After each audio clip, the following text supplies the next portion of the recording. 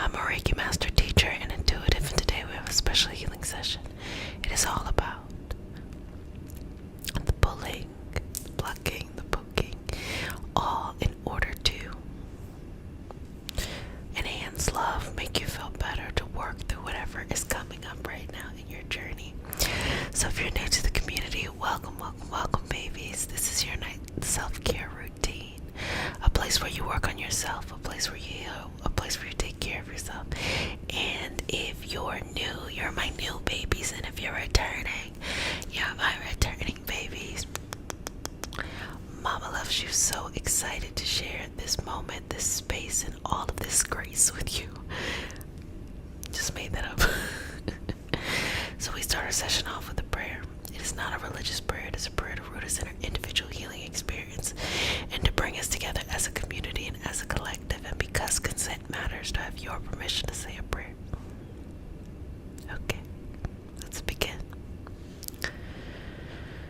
Dear universe, and all for the highest vibrational good only, please connect us to our highest self and validate information for our highest good only. Please allow us to release what we need to let go and embrace what allows us to grow.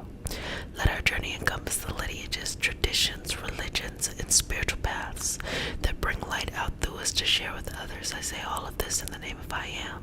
Ashe, Ashe, Ashe. So let's begin. Let's start to move away those layers of self-doubt that ever made you question yourself or ever made you feel like you weren't good enough. Let's send them somewhere else, because here is not the place that it needs to be. Just keep doing this, sending it on in its evolutionary path, and just inhale and exhale for me. Let's just work through this energy around you and create an opening for you to feel better, to feel something different, to feel refreshed, renewed, to feel a unique sense of yay. So work through all of this and just work through it. Okay? Just moving,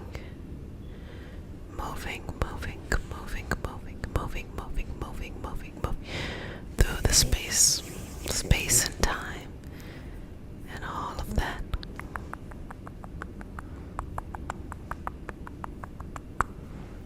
So whatever it is that's been weighing you down, let's send it somewhere else.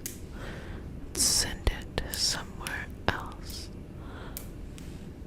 Whenever you don't feel good enough, let's send that feeling somewhere else.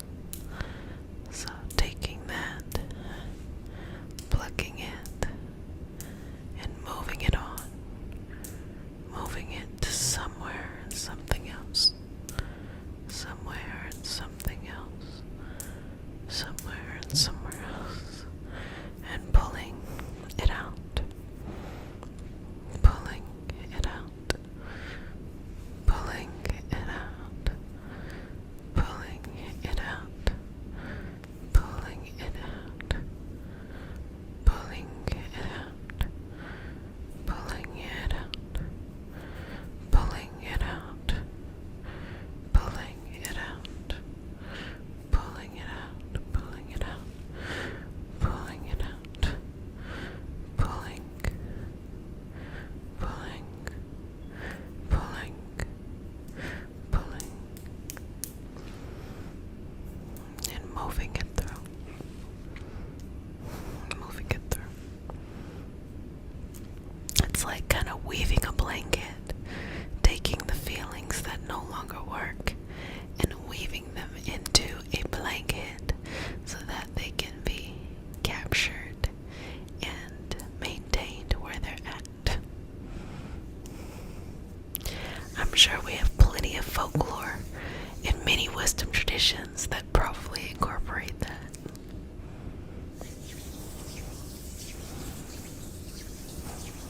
Keep breathing. Just weaving in and out. In and out. And just pull it. Pull it. Pull it. Pull it. Pull it away. Remove it. Remove it.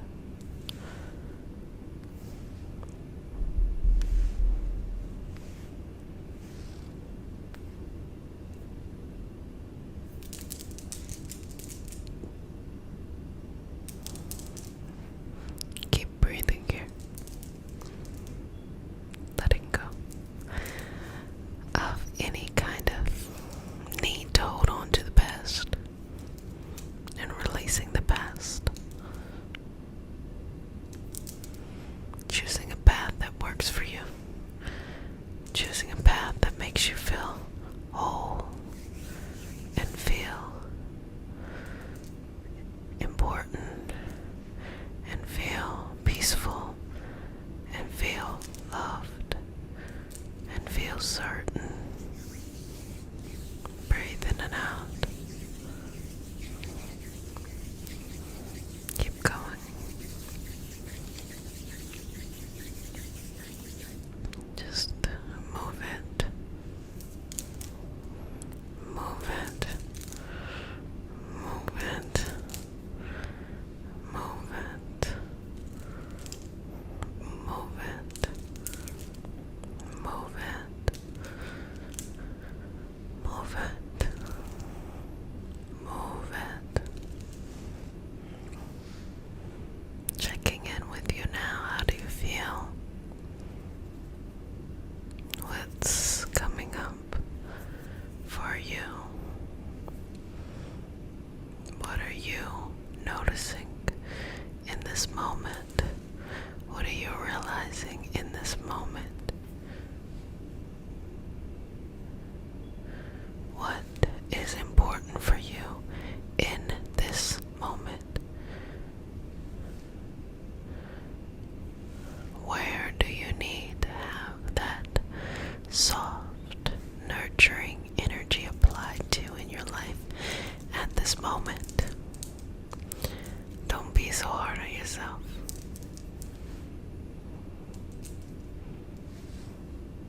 It's okay.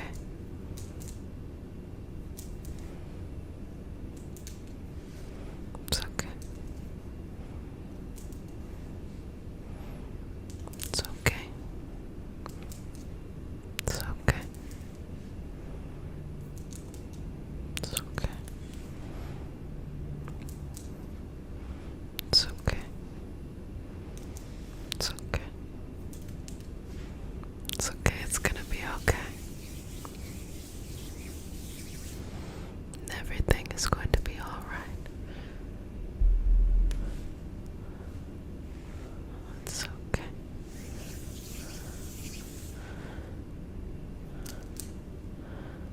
It's okay. It's okay. It's okay. It's okay. It's okay. It's okay. It's okay. It's okay. It's okay.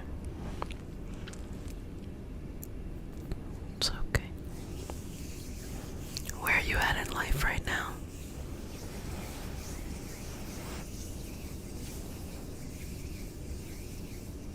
What needs cleansing? What needs healing? What needs space and peace? What needs understanding? What needs compassion? What needs healing? What needs hope?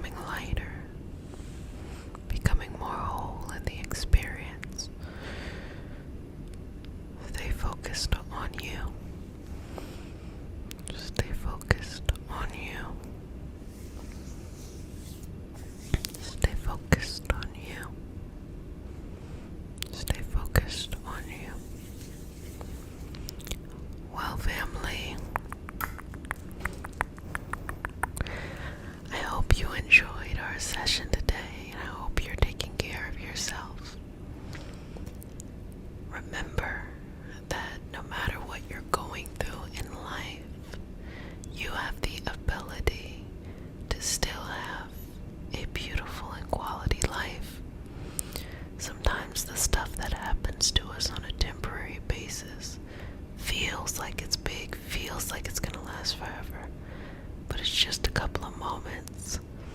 And you have to ask yourself during those times of difficulties, how do you respond? What's going on the inside?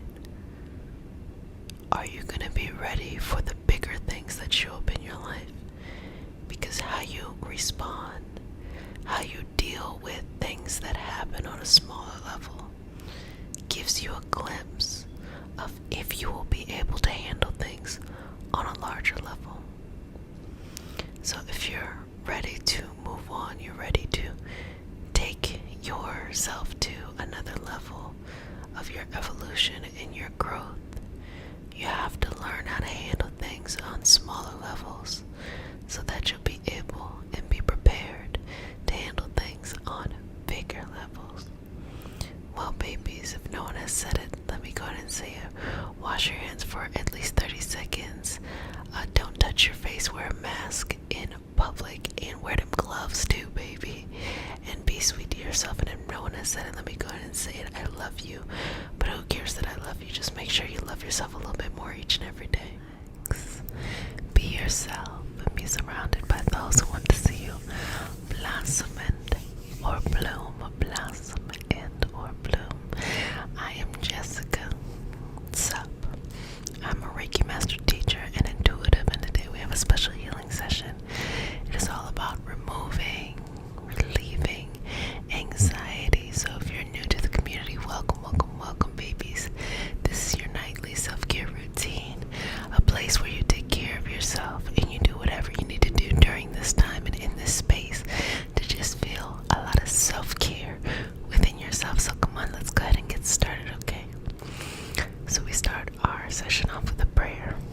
It's not a religious prayer, it's just a prayer to root us in our individual healing experience and bring us together as a community and as a collective.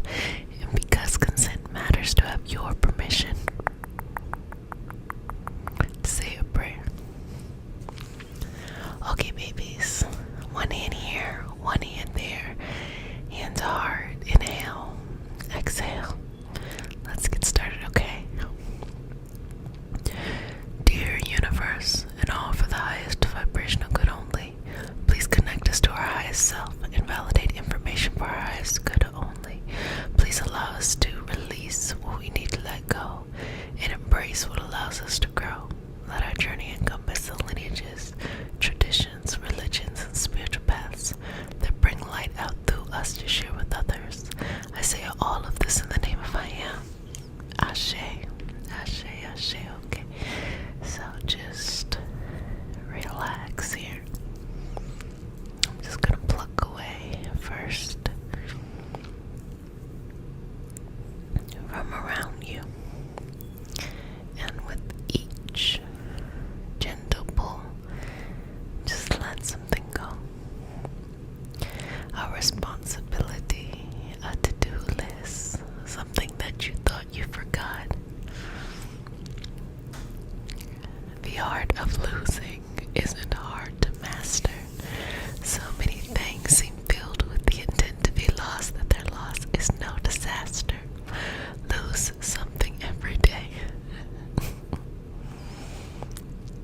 Lose something every day. You do not have to keep and hold on to every little bit of energy, hoping to savor the feeling forever. Let it go. Let it have freedom. Let it have the ability to come back to you if it needs to, or for new energy to show up.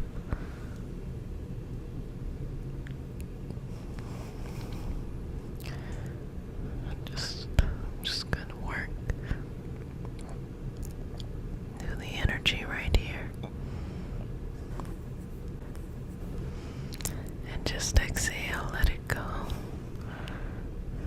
Let it go. Let it go. Let it go. And just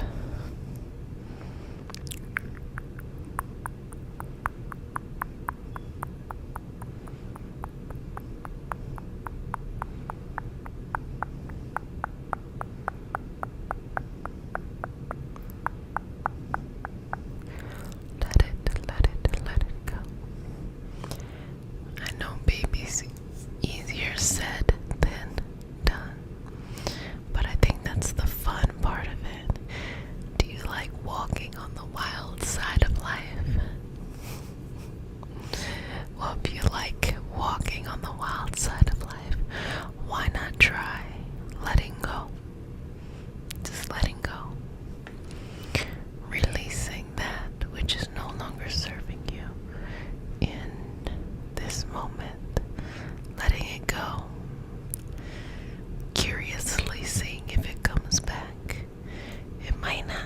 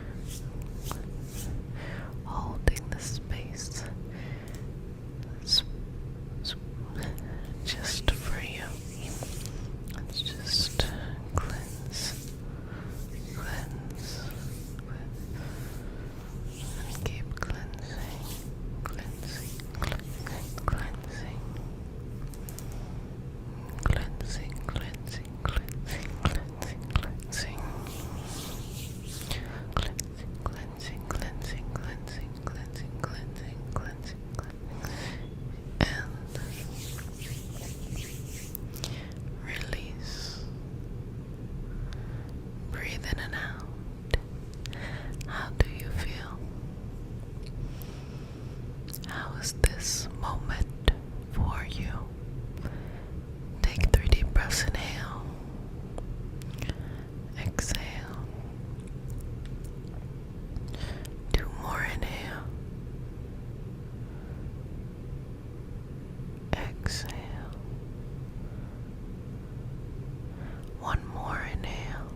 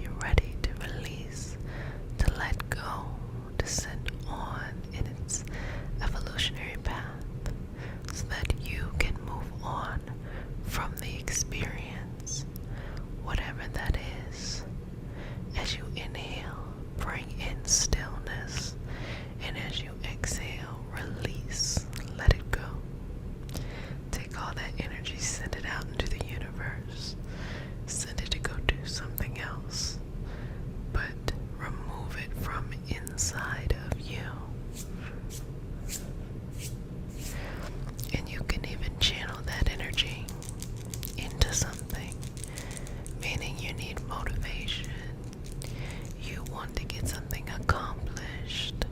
So you take all of that energy that is moving within you and give it somewhere to go. You give it a release. So you exhale, you send it on. You infuse it into something. And that way the energy has a purpose. It doesn't feel like it's just sticking around inside of you and trapped. It can go. It can go. It can go, and it can grow somewhere else to do something better, to align with new energy where it is needed, rather than to stay in old energy where it's not. And in a nutshell, that's really how it is. Whenever you're experiencing energy within you that is stagnant or too much and you just can't seem to get rid of it or move it to where it needs to go, it's not that the energy itself is bad. Energy is vibrational in how we receive the energy and perceive the energy. Really is that why we label it good or bad. But that same energy that is no longer the calibration or the vibration that you need can be the saving grace for someone else. So we have to be able to let go of the energy. And letting go of the energy means that in your everyday life, you learn when to let go. Let go of old habits, old routines, but most importantly, letting go of old mindsets that keep you where you're at. And in between where you're at and where you're going, it is just simply walking the path. There's no way to jump ahead to it, and why would you want to? There's so much of life to live, so live it. Enjoy each footstep. Learn what you need to. Stumble and take breaks. All of that is a part of existing. Let's normalize existing. We don't have to make it something that it's not. We can understand the colorful array of emotions within all of these experiences and know that ultimately, when we look over our lives, they were purposeful. Imperfect, but purposeful. So never feel bad from where you come from or things you used to do. Just to feel comfort in knowing you are here, you are walking, and we're all walking. And forgive yourself a little bit every day. It then pushes other people to forgive themselves. And I think that we are collectively better off that way. Well, babies, you did a fantastic job. Just relax here, okay? And if no one else has said it, I'm gonna go ahead and say it. Make sure you wash your hands. Make sure you wear a mask in public. Make sure you wear them gloves in public. I am Jessica. What's up? I also go by Jet, and I am a Reiki master teacher and intuitive. And today we have a special healing session. We are going to be plucking away all your problems, baby. So if you came full of problems, we gonna pluck them all out, okay? So if you're new to the community, babies, welcome. This is your nightly self-care or daily self-care whenever you watch this. Or just have it on in the background. Help me out. Routine. So during this time, you just take care of yourself. Whatever you need to do in your self-care journey, okay?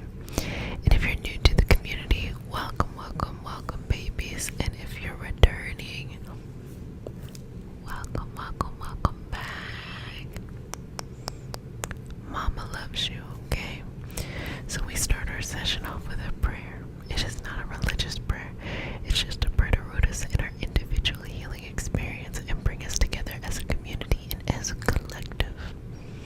And because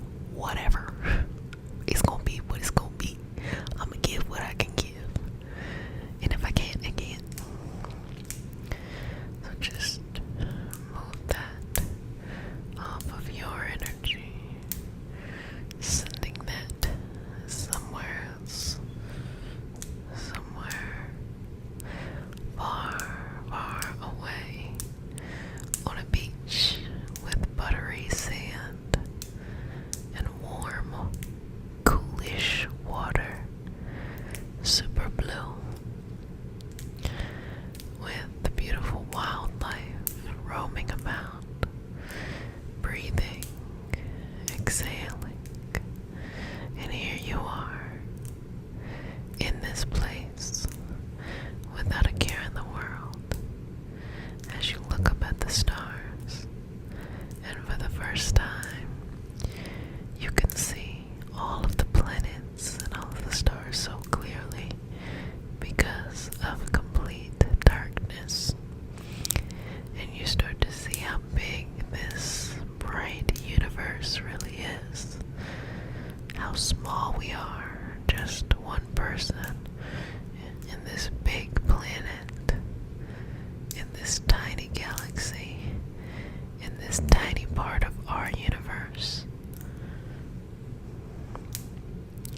And then your problems, they don't seem that big anymore. To know that there's most likely not a problem when you get to the core of what the problem really is talking about. There's no problem that another human hasn't already probably experienced, and likely thousands, hundreds of thousands, if not millions of people have experienced it too.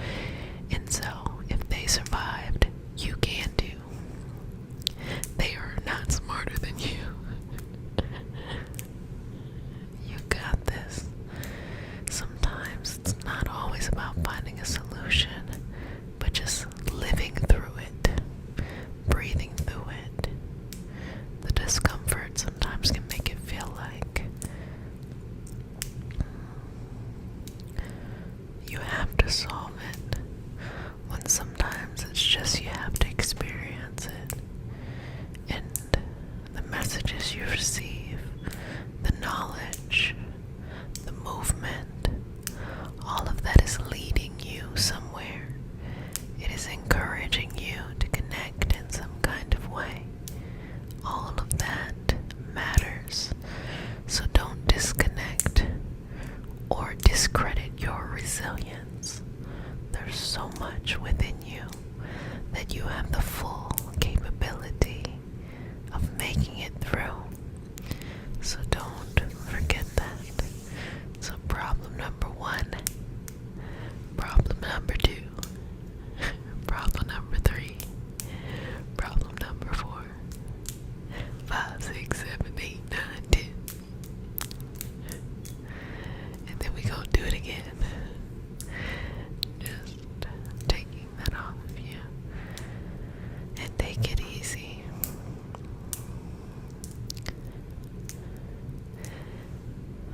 I started this yesterday, but I'll keep it going. The art of losing isn't hard to master, even though it may feel like righted disaster. When we lose things, it may feel like a disaster, but that is the part or the process of life. You can't have the best relationship unless you get rid of relationships that don't work. You can't have loving friends unless you remove the unloving friends. You can't have healthy relationships with your family unless you remove those dynamics that are unhealthy. That's a part of it, and that loss doesn't feel good in the moment most of the time. I think it is so easy for us to feel like when we are bettering ourselves, that every move we make, it should feel good and justified. But that's not really true, you know? You can deeply love someone that you have no business being with. You can deeply care for people that you've outgrown. You can deeply love family in a kind of way, but also know that they have no intention of changing with you, and know that that's not something that you need right now in your life. And I'm not saying that that is particularly what's going on with you. I'm just giving you examples of how people are trying to navigate. You can be grateful for your job, and at the same time know that it's your time to go. You can be grateful to God, universe, source, or whatever it is you believe in. That's your business. I don't tell you what to believe in. I don't care. I just focus on what I do and what I believe in. What you It's your job. Have fun. Good luck. But you can focus on whatever that connection of the divine is for you. And know that just because you're connecting, it doesn't mean that somehow you're dimming someone else's light, or that someone else's connection is greater or lesser than yours. Even if it's different, even if it's the same. All of these things, all of these things, all of these things in the journey. We can be grateful for life and still be sad sometimes. Sadness is okay. It is okay to not have to feel up all the time, happy all the time, perfect all the time. Sometimes you just need to be with yourself, and it's okay to be with yourself. Don't have unrealistic expectations. You are not a robot, okay? You have real feelings and real experiences, and those have real reactions. So forgive yourself for being human, okay? And give yourself the space to navigate the things that come up in your way. Sometimes it's real smooth and graceful. Sometimes it's very choppy. But regardless, you're doing it. You're making it. And you're flowing in your right direction. Also, do not look outside of you for that validation. Don't look for someone to tell you you're doing a great job. Because if you do that, then you lose the power of enjoying yourself, celebrating your own wins. Don't worry about that kind of stuff. Just know that if you feel right with the steps that you're taking in your life, you can celebrate that. Celebrate that even if it's not exactly where you want it to be. The destination is not there yet, but that's okay. Where you're at now is just as important, because every step of the way brings something magical into the experience. And let's just pluck away all those moments that we thought that the magic had stopped happening. It didn't. Spoiler. It's still happening, sweetness. That magic is still happening within you. Shaping you, forming you, giving you newness, shaping you, forming you, and giving you newness. Shaping you, forming you, and giving you newness. Shaping you, forming you, and giving you newness. You got it. You got it. Just move through that energy and just continue to pull out all that is no longer needed. How are you feeling, sweetness? How's the energy? Go puff up your energy a little bit. How's the energy? How are you here in this moment with yourself? How are you here in this moment with yourself? How are you here in this moment with yourself? How are you here in this moment with yourself? Connect with yourself. Connect with yourself. Connect with yourself and love yourself unconditionally, no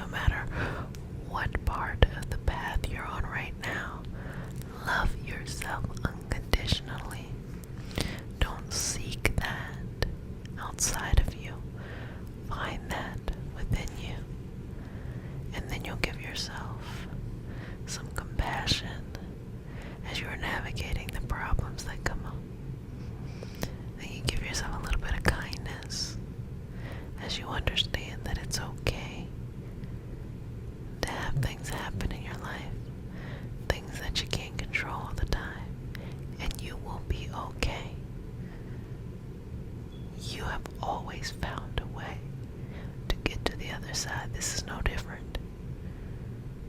You are going to be okay. You are going to be okay. You're going to be okay. You're going to be okay. You're going to be okay. You're going to be okay.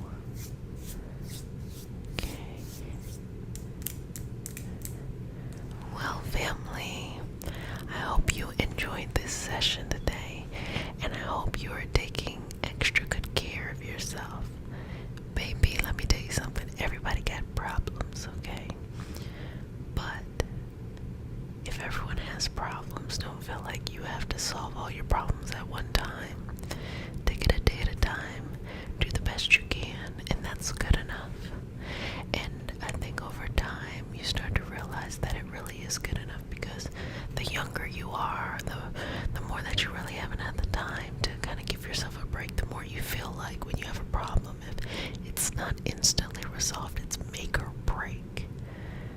And that's sometimes what people do to motivate themselves.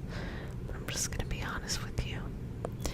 You're always going to have a problem here and there. And you're always going to find your way to the other side. So you do not have to overexert yourself getting there, okay? Trust. Have faith in the process. If you are here today, that means you successfully accomplished many tasks before. Don't forget that. Don't forget that. Remember that as you navigate this next chapter. Well, sweetness, if no one has said it, let me go ahead and say it. I love you. Special healing session. We are going to be working on your irresistibility. So come here. Relax your face, your little head right here. And we're going to work on that energy. So, if you're new to the community, welcome. This is your nightly self-care routine. You may be wondering, what does one do during this nightly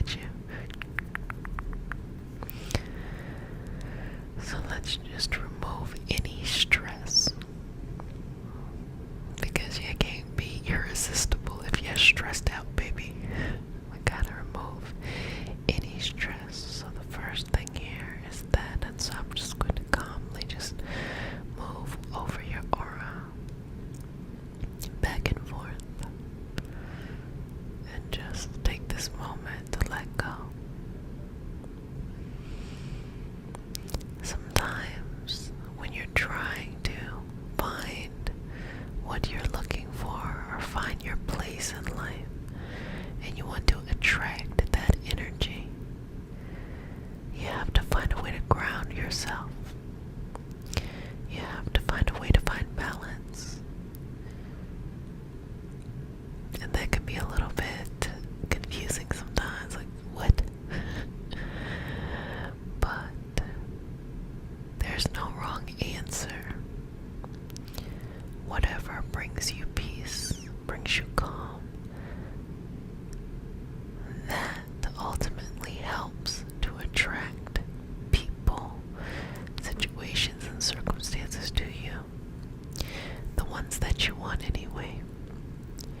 Because you are able to provide what it is that you want to experience out in the world. So, the best way to attract what it is you're looking for is to be what it is that you're looking for. Life hack. So let's just remove that stress from you. Just clearing that out and just starting to pull away any old excuses, old stories, old memories that no longer serve you, and allow you to be in this moment with yourself. You got this. You can do this. And I'm gonna take this moment to work on the heart too. To mend the heart. To feel safe being vulnerable, but also to feel safe to have boundaries. You can have both at the same time. So working on this. Working on this.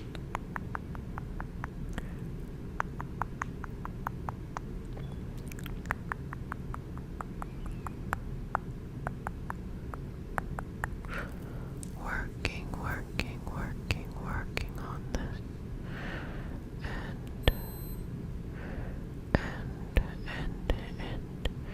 removing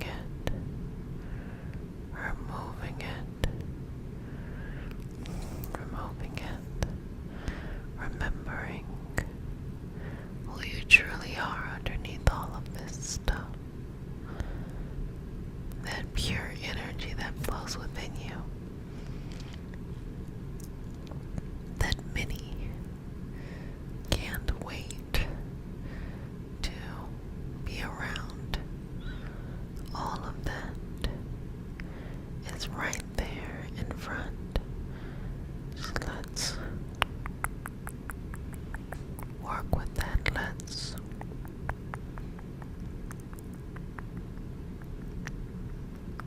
work with that. Let's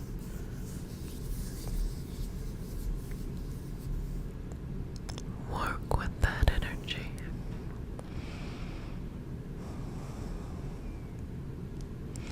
So I want you to see something that you want, and it doesn't have to be straightforward. It doesn't have to be like, it could be a feeling, like, oh, I want to feel this way, or some other sensory kind of experience, whatever that is. Bring it into the space now, and let's just align your energy with that brings that into your life, and release. You may look crazy a little bit, okay? But what you want will happen. And it's only gonna happen if you look crazy a little bit. Because we're all flowing in our own energetic pattern and system. And if you want something that exists outside of this pattern or this system, you have to break that norm. And whenever you break a norm, you will essentially look like you lost your mind. But that's a part of the process of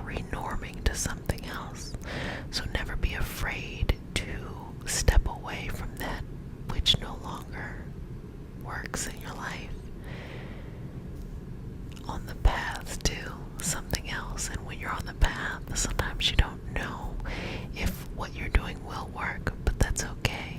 You're actually closer to the solution when you're on the path than when you're just kind of rotating in the same place that you've always been. So you're making progress.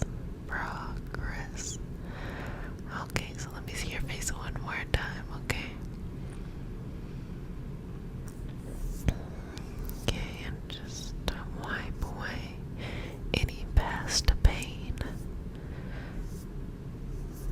that needs to just stay in the past. It allows you to simply live in the present moment with your present self, the present feeling, the present essence of all of these experiences. Stay in this moment. Stay with yourself. Bet on yourself. Bet that even if you don't know what the answer is, what it's supposed to look like, you'll figure it out. And let's bring what you need into your space. Let's bring what you need into your space. Let's bring what you need into your space. Let's bring what you need into your space, okay? So let's just gently move things around that may be helpful for you, okay, sweetness? Just take your time here, take your time. Take your time. Just follow.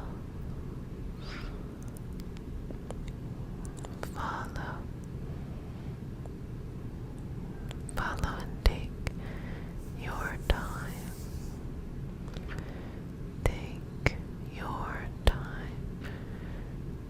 Take your time.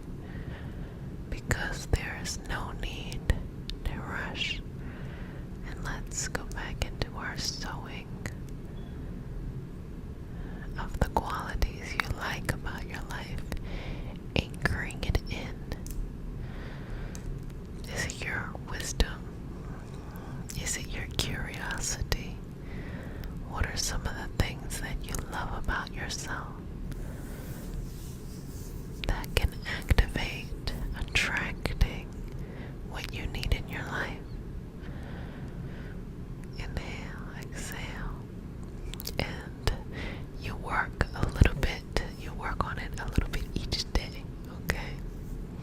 Sometimes the leaps are huge and profound, and sometimes they're little baby steps, but it doesn't matter. Just keep going and flowing with all that is available to you, all that you seek and search for. Look at all of these things that you have to share with others. Look at all of these things your soul is just yearning to send out into the world and make community. All of that, all of that, all of that, all of that, all of that, all of that, all of that, all of that, all of that, all of that.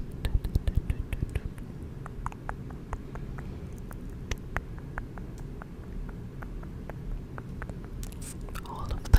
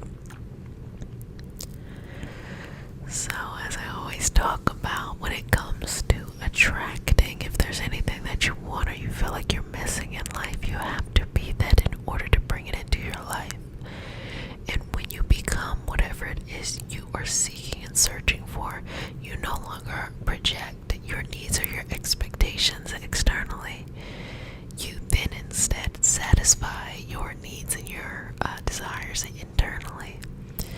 And who you become, that light, that beacon of hope, is what others can also be inspired by to kind of go within the self and work with their selves too. So don't shy away from going on the journey. Don't shy away from being yourself, because that is what makes you you. That is what makes this beautiful experience worthwhile. Well, babies have noticed that, and let me go ahead and say it. Wash your hands. Wear a mask in public. Definitely wear some gloves in public. I am Jessica, and I am a Reiki master teacher and intuitive, and today we have a special healing session. It is all about removing stress and anxiety.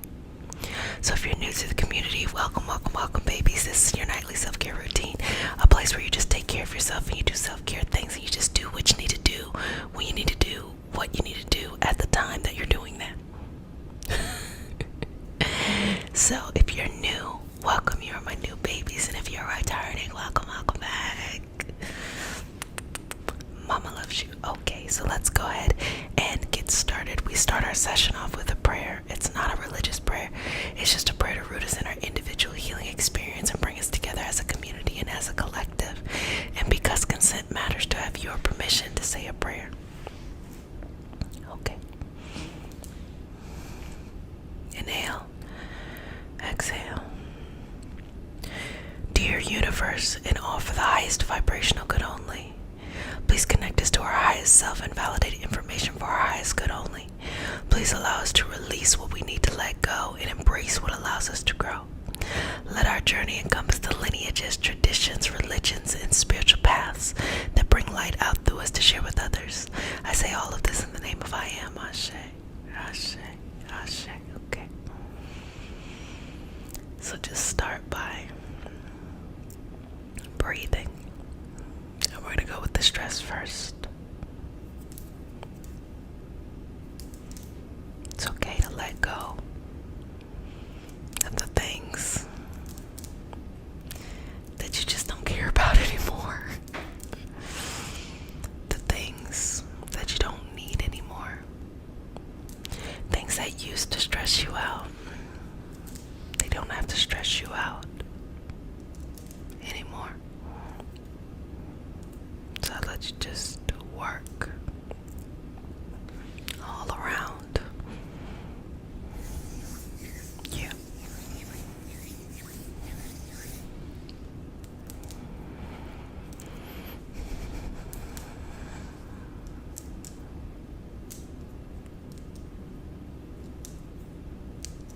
Just release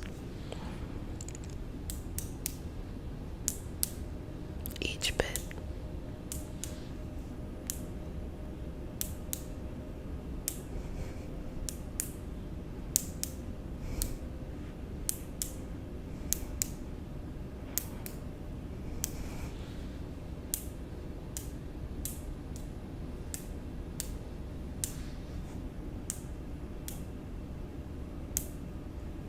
Letting go of a little bit more each time.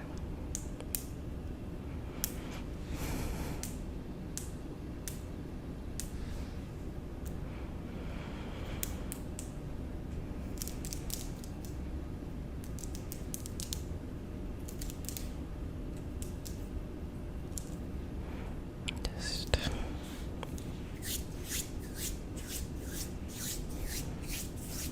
balancing your energy here.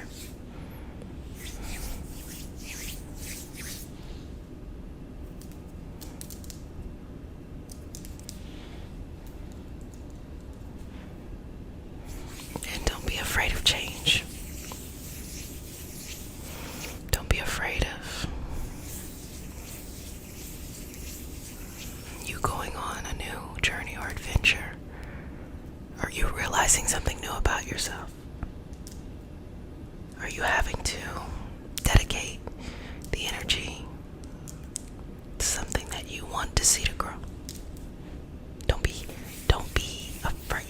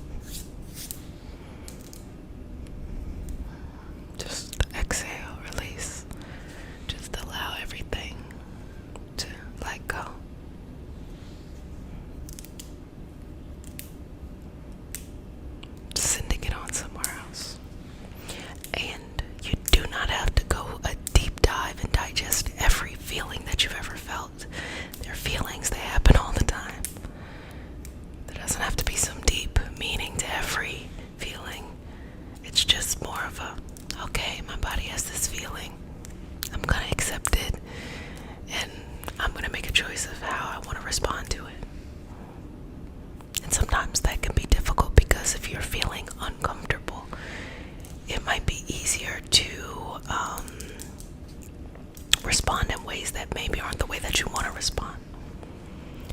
But you get to choose. So no matter how uncomfortable you feel, you always have the choice. You get to choose. And then you'll notice that when you're able to choose what you would prefer, over time, you don't feel as uncomfortable as you may have felt before. Sometimes things just pop up to send a message, and messages, they aren't always just, oh, it feels so good. It has an array of feelings within a message, and so don't internalize the feelings. Just interpret the message and go about your business.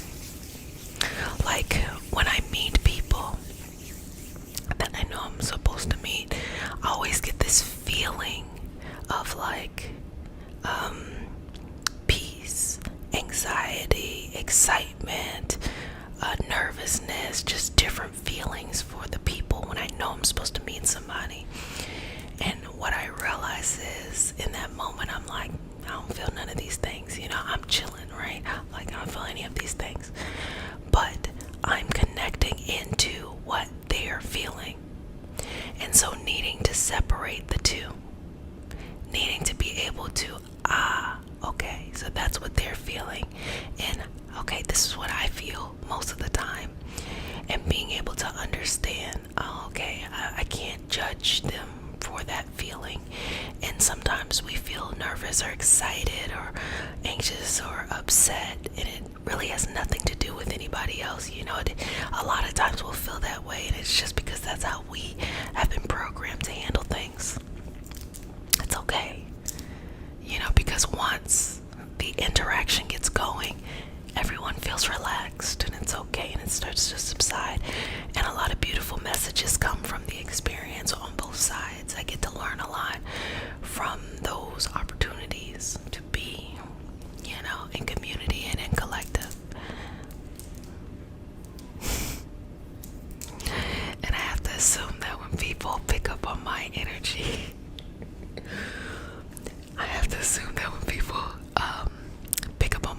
it's just a resounding don't give a fuckness.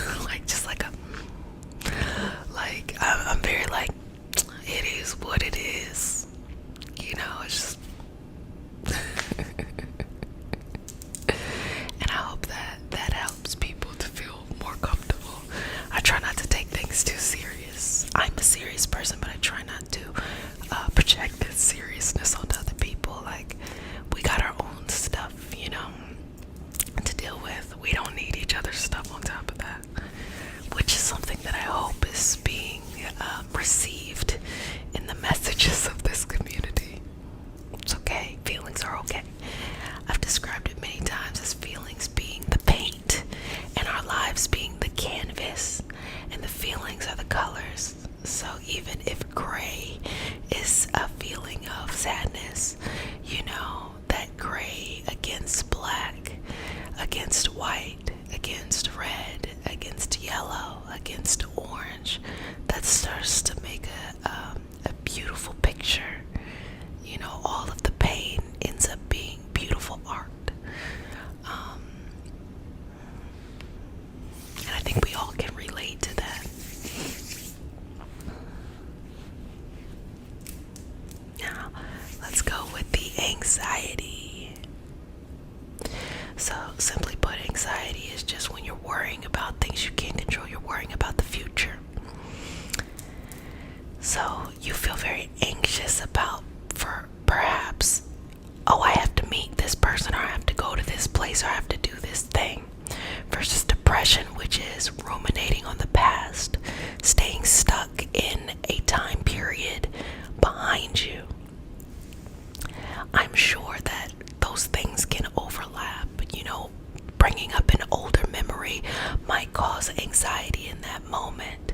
Or, you go into a situation or experience that you're not feeling, and it can cause a bit of depression on varying levels, whether it is the normal discomfort that we feel, or once it gets to more clinical depression and things like that, for people who are in certain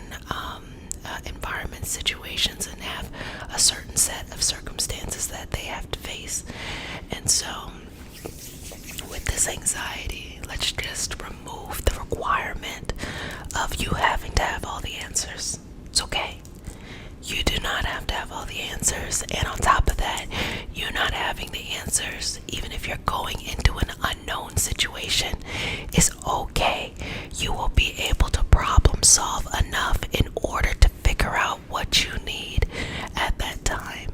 You will be able to figure out, because up until this point in your life, you've been able to figure out everything 100% of the time you're here.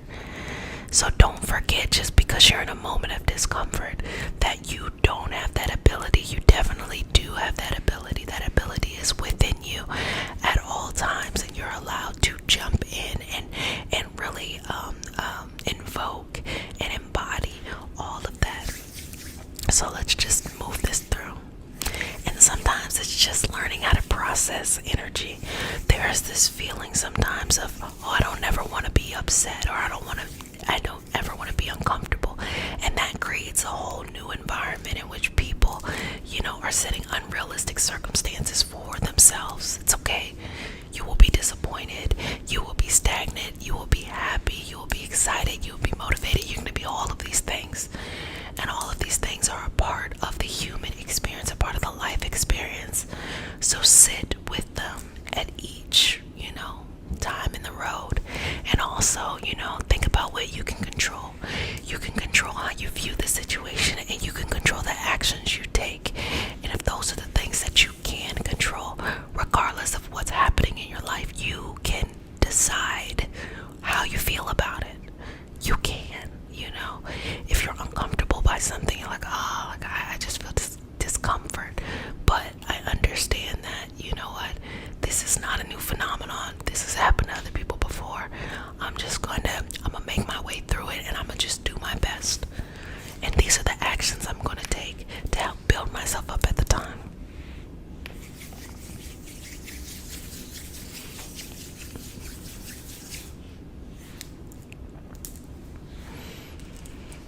Just taking out that anxiety, that nervousness, that need to please, that need to be perfect. And a big reason why people feel like they need to be perfect, at least in modern days. I'm sure there was other reasons in other times, but in modern days, is everything is so available. All the information about a person is available, and one move that you make that might be seen as could be taken and kind of placed in a really uncomfortable position. You don't get an opportunity to learn from your mistakes. It's like instantly you're just kind of put up and shunned. And that can be for actual things that any person really should know better and they should do better, but it also can be for just regular things too. Like, I don't know, something that is not really even that big of a deal. But if you care what people say when it comes to something that is not really that big of a deal, that can really kind of go very deep inside of you. There's nothing that you can do to prevent someone from having some type of say about you. Look, I have an entire community in which my intention is for people to see their strength and their happiness and their light, and for them to see that they have the power, and people will still have something to say about me. I mean, it is what it is. Yeah, go on in life. Keep moving, And not everything that someone, because my love language is words of affirmation. So I had to learn over time that not everything that somebody says is worth you having an emotional response to. In fact, or this is from my perspective, you choose to do with it as you will. I like to look at it from the perspective of, I choose to have emotional responses for the people that I care about. I choose to save that for them versus those that, I don't feel that way for.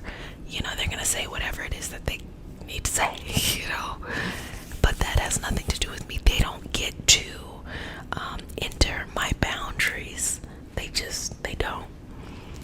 And a lot of times when you kind of ignore people and they're not getting the fuel or the attention that they want, they'll go somewhere to get it, sometimes who you are can challenge a person, can make them feel some type of way.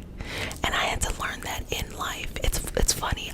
I don't think that I learned that within the social media world. I feel like I learned that in my everyday life, that showing up just as you are can really cause people to be inspired, or to be jealous, or to be upset, or to be confused, or to be, especially when you're in the esoteric wellness space. That is definitely an area that will instantly charge people's energy. But with all that said, that is not my responsibility to make them feel better. It is my responsibility to make myself feel better, to be responsible for my own actions, and to not project onto to others. So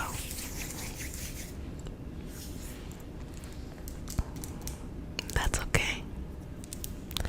Give yourself a day off. Give yourself a day off from caring. You know who you are in your heart.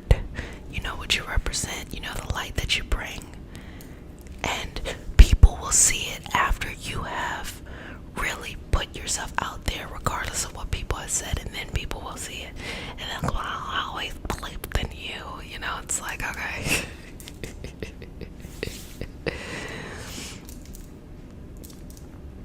I had a friend one time that I said I wanted, when I was real young, I said I wanted to do something, like there was something that, like, hobby I wanted to do full time, and they were like, you can't do that. 2 or 3 years later, showing up to my house asking for the service that I was doing at the time, and I'm just like,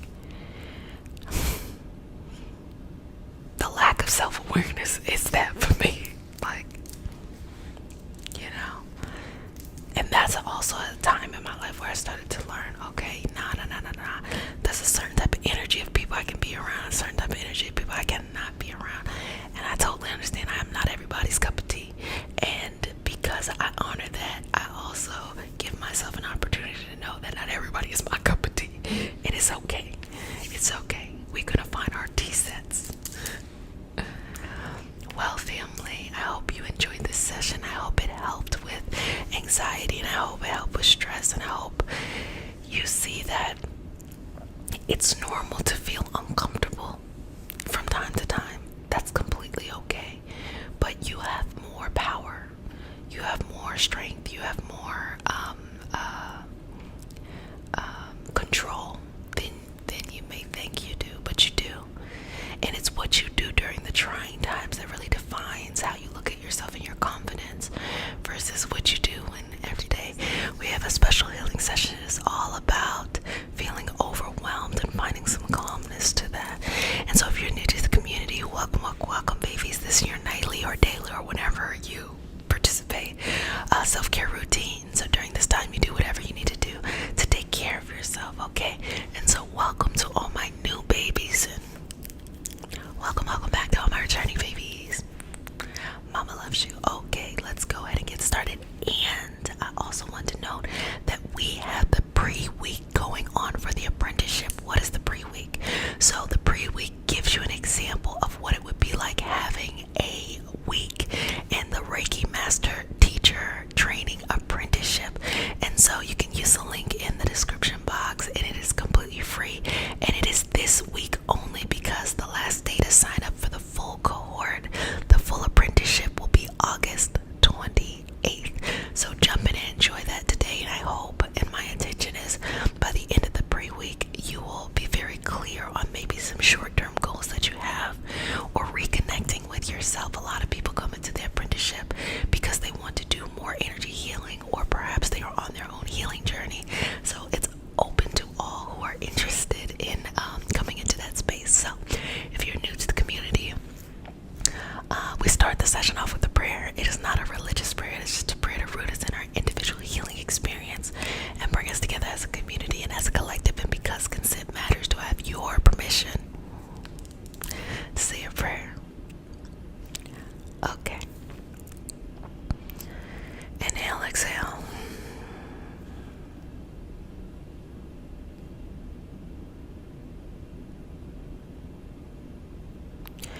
Dear universe, and all for the highest vibrational good only, invalidate information from our highest good only. Please allow us to release what we need to let go and embrace what allows us to grow.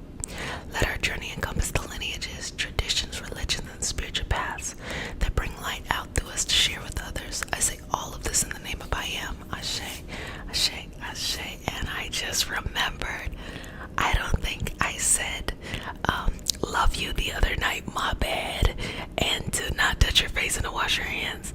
I don't think I said that the other day, my bad. You know my heart. Okay, so let's go for being overwhelmed. So, feeling a sense of collective overwhelmed energy. And I think that this has a lot to do with just multiple levels, okay? We're entering into, I'm gonna give you some background. It's two things. Two things. The first, I think, is a lot to do with Saturn. It's three things: Saturn, Mercury, and recession. So I'm just gonna explain it to you while working to just release that feeling of being overwhelmed. So first thing is Saturn. Saturn is in Aquarius. Saturn will be going into Pisces March 2023. Saturn in Pisces is all about faith, and it's all about trusting in the divine. And there is this feeling that you're gonna be okay, but what it looks like on the outside is kind of like things that make you, not everybody else, but you in particular, they kind of make you feel insecure. They make you feel like and the trick to this is you have to go inside. We have to develop Pisces qualities. Pisces energy is not about the external.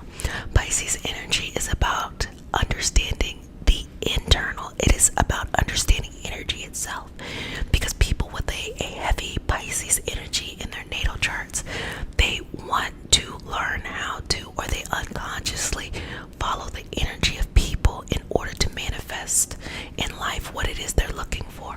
So they don't care about what it looks like on the outside. Most of the time it does, and sometimes they for an effect have this really, wild outside, because they are actually very practical when it comes to someone's internal energy. And you're not going to see that in other signs or other sign dominance. So you may not be a Pisces, but you might have a very heavy Pisces placement in your chart. So you might do this in a certain area, and it's very unconscious. So what you have to do during this time for the next 2 years, and we're starting to feel it now, is you have to 100% surrender to the universe and say, I trust you, because what's going to happen is sometimes things are like the Tower card. It looks really, really scary, but you need the Tower card to break down foundations that no longer work for you. And that is how Pisces energy does it. And what it does is it takes you from where you're at to where you need to go in a very, very quick manner. It can only do that by, breaking down those structures very quickly. It's not likely that it will happen just very, quickly and everything stays intact. No, because when you keep things the way they were, and you try to go somewhere else, it's always alluring to come back. And so Pisces energy, Saturn specifically in Pisces, does that by destroying what was the old so that you are not tempted to go back and to go towards your true strength, evolution, and blessing. So that's that overwhelming energy that's coming up, because you about to have to deal with something, but don't be afraid of that. It's hard to explain to people to not be afraid of that, because it's like, oh no, I don't want to feel uncomfortable. You don't want to feel your life drastically change, and know that you will be supported the entire time. That's a good thing. That's a really, really, really good thing. It might test you in the moment where you're like, ugh. Into all of my babies with Pisces returns. Let me think, what year is that?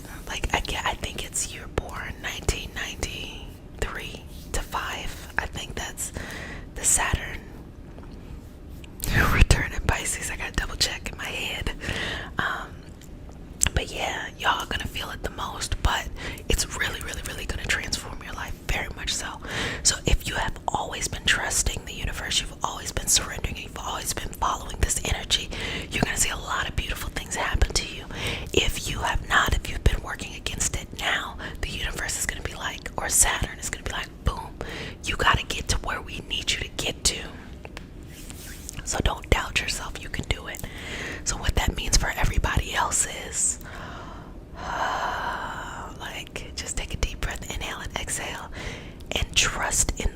is within you. Trust in the fact that you got this. Because fear is just a feeling, it is not a reality.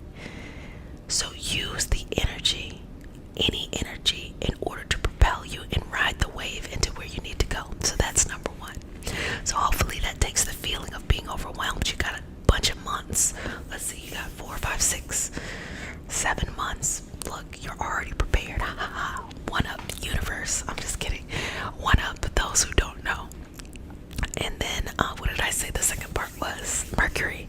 So we have a Mercury about to go in retrograde in Virgo. I'm going to be doing a live on Friday that's going to really talk about this more. But the Mercury in retrograde in Virgo is all of y'all. Everybody is going to be looking at their job, not their career. You may be at peace with what you want to do and what you want your career legacy to be, but your 9 to 5, your everyday job, what it is, if you do gigs, if you have a full-time job, it is really going to come to perspective at this time, because how it was before is not working out for what you need now. And what I'm hearing from a lot of people is that this, work yourself till you're exhausted, getting not paid enough but having to overperform doesn't work for them, because during,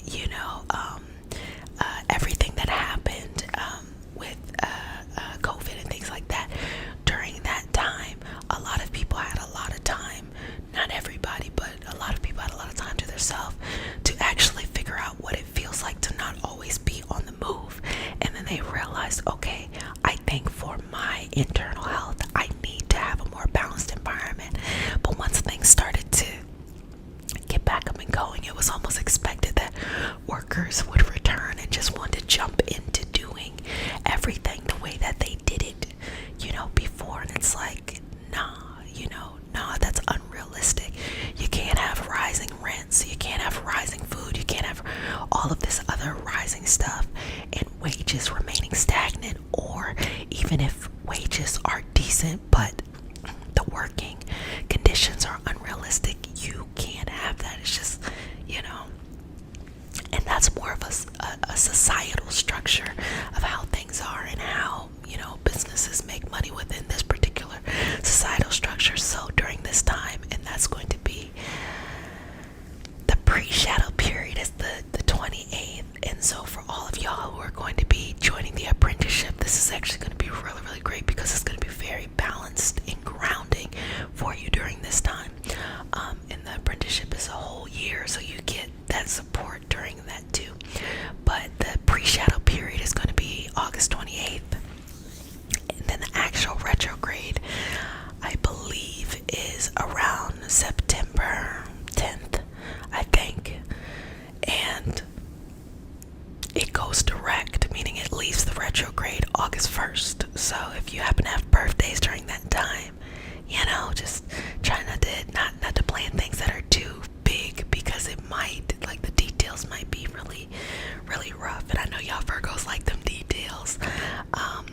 But during that time, so September 10th to October 1st, you're going to feel all types of work discomfort, because what the universe wants, and specifically Mercury wants from you, is to understand that your working environment has to support your soul's purpose as well. That the way that you make money, so that you can live out whatever reason why you incarnated into this experience, has to support you. It can't be having you working crazy hours. It can't be having you do things that is not in connection with you, because understand, your job might be perfect for somebody else, and there's a job out there that someone else had to let go that you feel connected to. You might need to create your own job. You might need to have a whole new set of circumstances and situations in which you look at income and you look at money. But at the end of the day, this is not necessarily just the money, even though money may come up as a theme during this time. It's more about your responsibilities and your duties. So for all of those who are self-employed or have their own business or something like that, they want to start something, this time is about responsibility. It's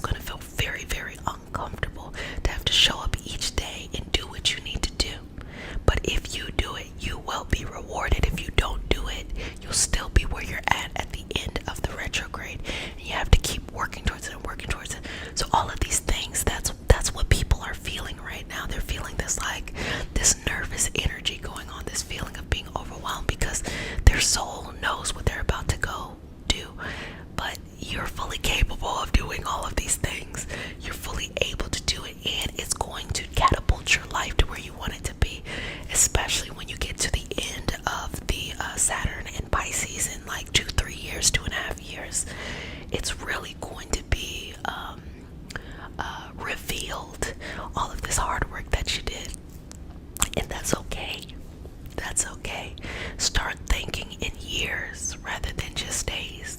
Start thinking in the long term of what you really want and how you want your life to be, and be the support system you need, and do what you need to do for your own health, for your own mental health, emotional health, physical health. Like, I know for me, I'm a type of person that, yes, I'm very extroverted. I love talking to people, but I need a lot of time to just be in my own energy, because, and the reason why, because, I realized over the years I'm not as introverted as I thought I was.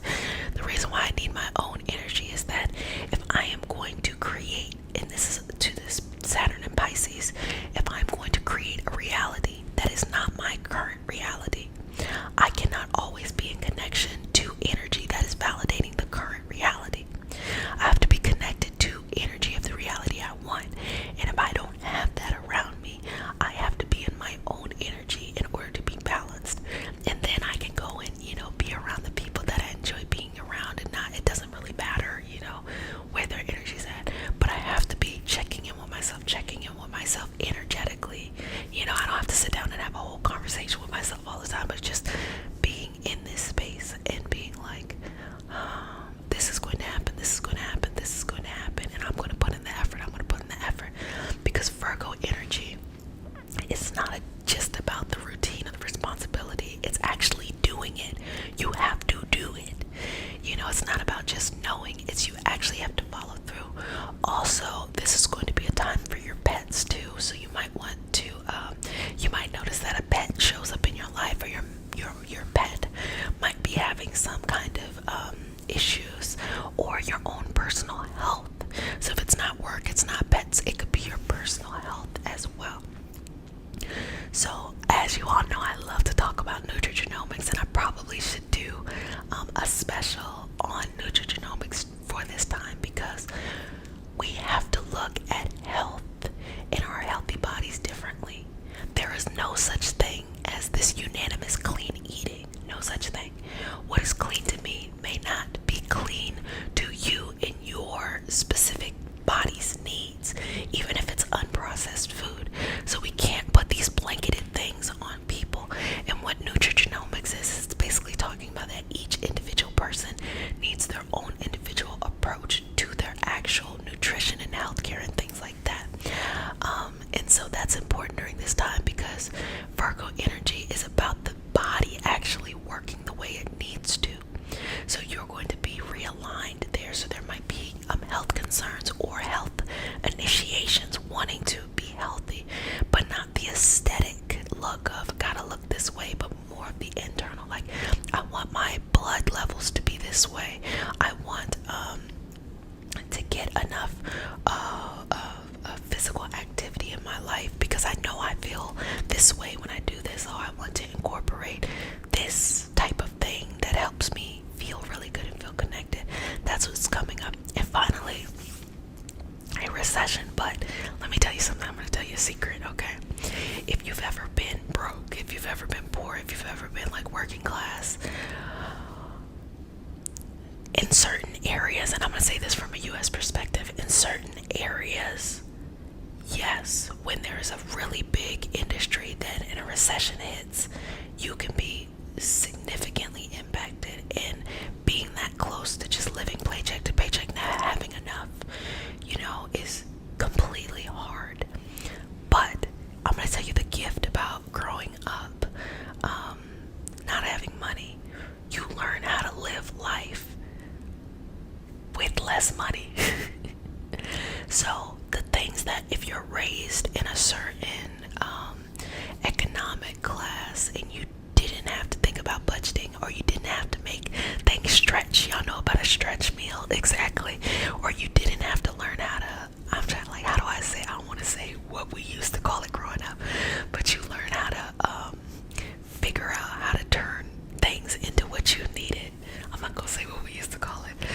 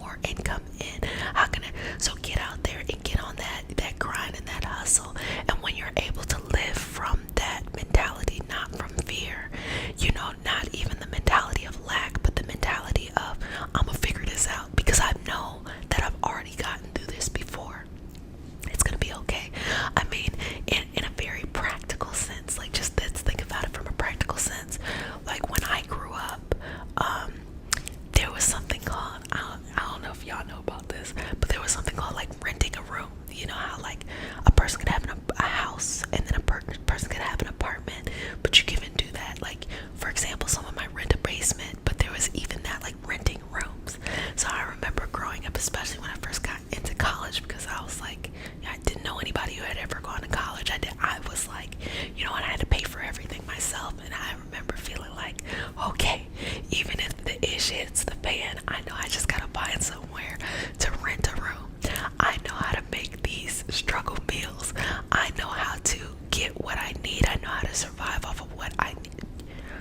And so, you know, people may call it lean times, but when you practically know, even if maybe you don't want to rent a room, it's okay, but like, you practically know there is a solution to any obstacle that shows up. There is a solution. You're good to go. And that is a part of the lesson of what Mercury is saying. Mercury is like, do not count yourself out. Do not say you can't do it. Because during those times, you might find that you figure out how to amplify your life to make your life better. Because while a lot of people are nervous and scared, you're out here doing what you need to do, connecting yourself to your soul's journey and your soul's mission. Okay, babies. Well, I hope that really helped to calm down the feeling of being overwhelmed. I didn't think it was going to go into a whole big explanation, but I'm really big on explaining things, because if you were to just come to this healing and I'm just take the feeling of overwhelmed energy, guess what? Once you have to think about the problems again, you're going to feel overwhelmed again. So I like to explain to people that a lot of things we feel as a collective can be cycles within the universe, can explain bigger phenomena that's happening, and we are more in control than we think. You know, a lot of what we feel like in life is brainwashing. And when I say brainwashing, sometimes intentionally people are trying to market to you and make you buy things, but other times it's just the social order, like society, a certain group of people, especially the lower that you are at the bottom, you have to maintain a certain mentality in order to lift everything up. But what I'm trying to tell you is that no matter where you're at, if you shift your mentality, you will see opportunities right in front of you, and it is okay to act on those, even if everybody else is scared. That don't got nothing to do with you. And at the same time, like I said, you don't have to be risky. A lot of these things you can do with no money. It's just figuring out what skill you have and figuring out how to connect that with people who are in need of that skill. So babies, if no one has said it, let me go ahead and say it. I'm going to remember to say it this time. Wash your hands. Love yourself. Be sweet to yourself. Put out good energy. And know that you have everything you need within you to get. I'm a Reiki master teacher and intuitive, and today we have a special healing session. It is all about scanning and cleansing your chakras. So just get nice and relaxed during this time. So if you're new to the community, welcome, welcome, welcome, babies. This is your nightly self-care routine, a place where you take care of yourself and you do what you need to do when you're doing what you're doing, and you did it okay. So welcome to all of my new babies, and welcome back to all my returning babies. Mama loves you. So excited to hold this space and have this time with you for us to hang and chill. Okay, and kisses. Had to give you some kisses. Also, let me go ahead and say this.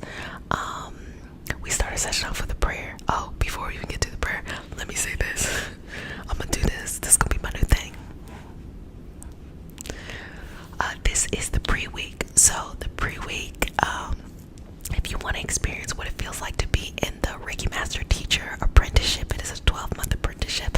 This week and this week only, there is a pre-week, and it's of course free to join so that you can experience what it's like to be in the cohort. And August 28th is the last day to actually sign up for that cohort. And my intention during the pre-week is that you get very clear on some short-term goals, and just see if this is the experience that you need. Some benefits of the apprenticeship, besides wanting to get the full esoteric knowledge that you're looking for during this training, is that we're coming into a Mercury in retrograde, and then we're also changing Saturn. So Saturn's going to be changing into Pisces in March, and so this is going to be very supportive for those during those transitions, because I'm going to have a lot of stuff set up so that you can really utilize these moments to understand what's happening. So now let's get back to this. So we start our session off with a prayer. It's not a religious prayer. It's just a prayer to root us in our individual healing experience and bring us together as a community and as a collective. And because consent matters, to have your permission to say a prayer. Okay, may I touch you?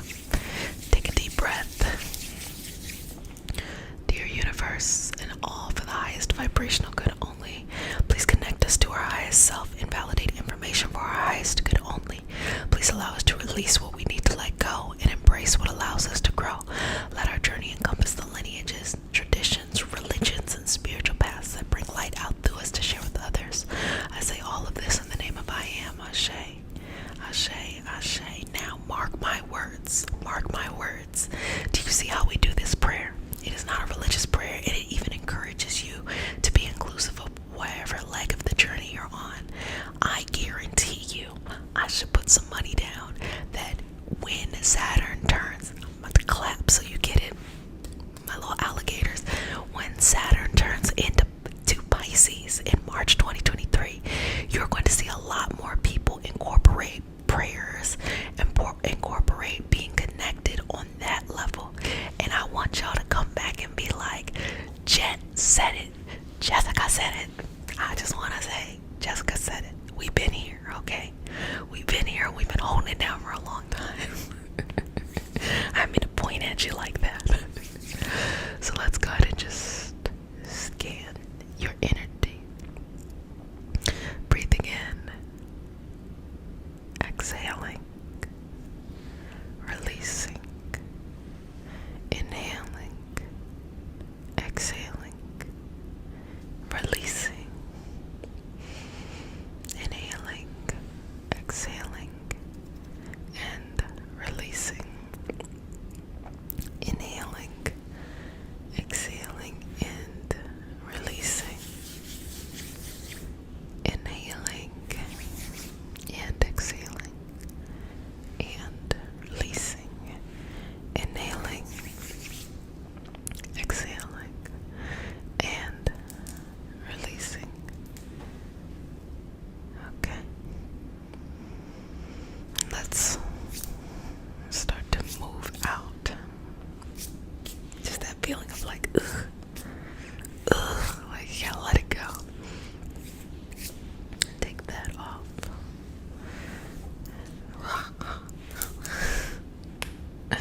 You gotta release that feeling. Just carrying around certain baggage that you don't need anymore, that you don't want anymore. So let's just make sure that the crown, third eye, the throat, the heart, the solar plexus, the sacral, the root is where it needs to be. Back up from the root. The sacral, solar plexus, heart, the throat, the third eye, and the crown is where it needs to be. And just moving that energy to go where it needs to go and to grow where it needs to grow.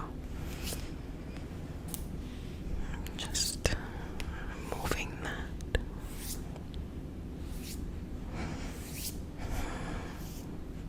How are you? How have you been?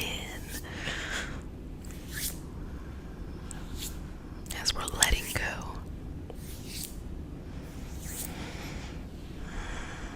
Okay, let me see.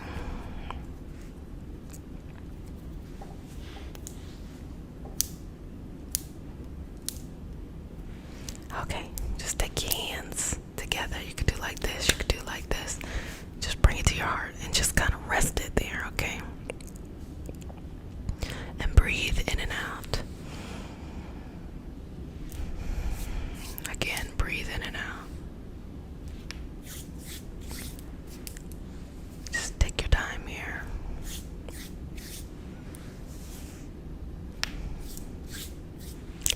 You got this.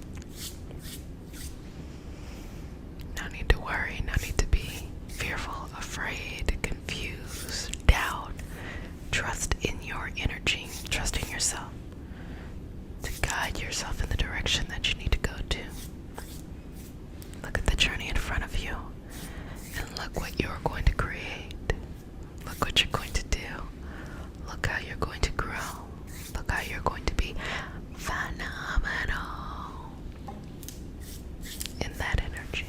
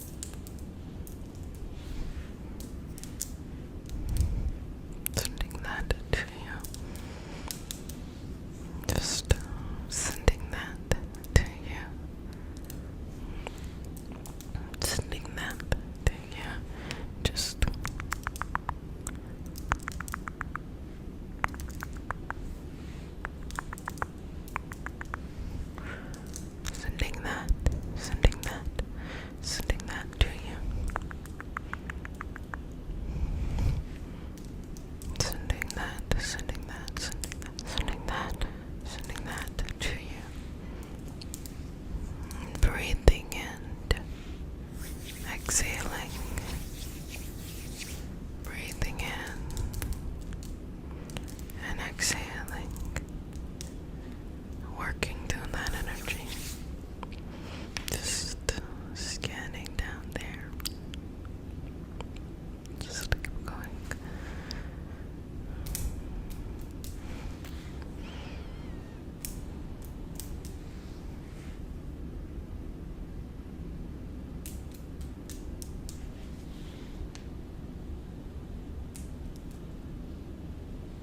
And stepping into that space of certainty, of power, of knowingness within yourself as well, which is completely available to you at all times whenever you need it. Okay, how you feeling? How are you feeling?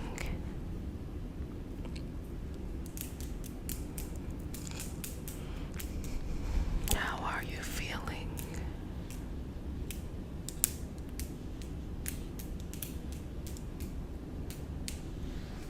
How are you feeling?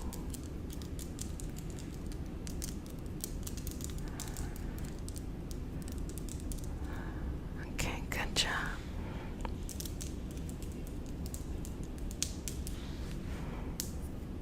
Good job. Okay.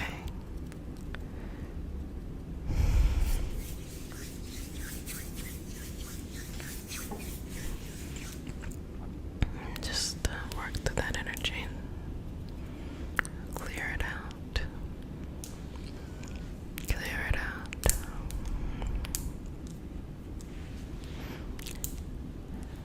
Let it rain and clear it out. Moving through that.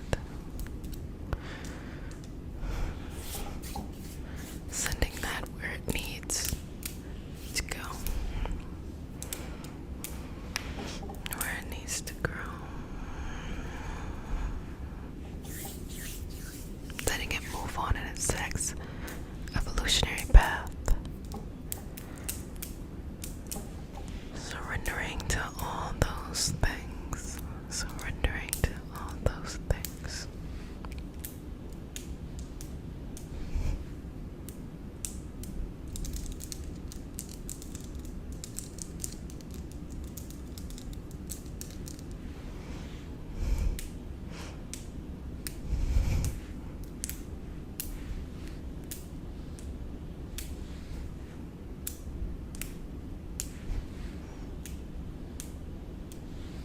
Surrendering to all those things.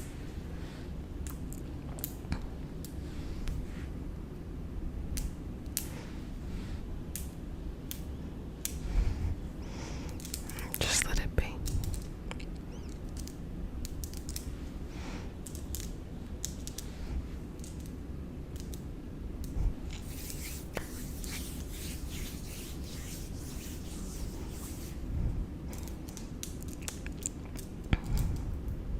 Okay. Get this.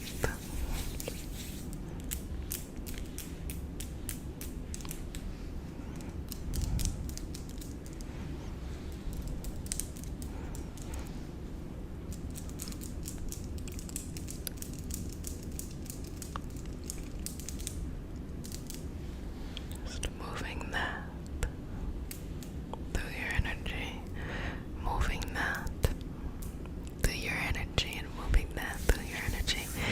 Well, family, I hope you enjoyed this session. I hope you enjoyed these moments together and all of that. Try your best to just take it easy in any way that you can. You know, don't be intimidated by the experience of life. Don't be intimidated by something being new and different. That's okay too. You know, there's a newness to everything that we experience, and that's what makes it interesting, and that's what makes it a little bit alluring. Also, not everything is the external. Follow what's going on internally as well. Follow what's happening underneath the veil. Follow what is your connectedness in your true north. And you're gonna see some interesting things things pop up in your life.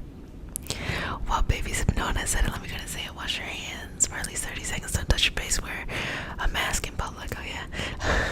I'm a Reiki master teacher and intuitive, and today we have a very special healing session. Today it is all about breaking curses using Reiki symbols. It's easier than you know and it's harder than you think. Like, I'm gonna keep it real. When you are trying to break a curse and you're trying to, on an energetic level, look, there is so much generational, energetic. It's quite simple, but it can be very, very hard. So we're gonna work through using some Reiki symbols today to aid in that. Some people, they're gonna break it like that. Others, it's gonna take y'all 10 to 15 years, and I will explain to you why it's gonna take you so long. And you might need the aid of other energy healing practitioners along the way. So I will explain to you so you'll know, where you're at. But before we get started, welcome, babies. I'm gonna give you some kisses now. Welcome, welcome, welcome to this community. This is your nightly self-care routine, daily self-care routine, whenever you're doing this. Okay. So now that you're here, you are a new baby. So welcome, welcome, welcome, new babies. And for all of my returning babies, welcome, welcome, welcome back. Mama loves you. Kisses on your forehead. Yes.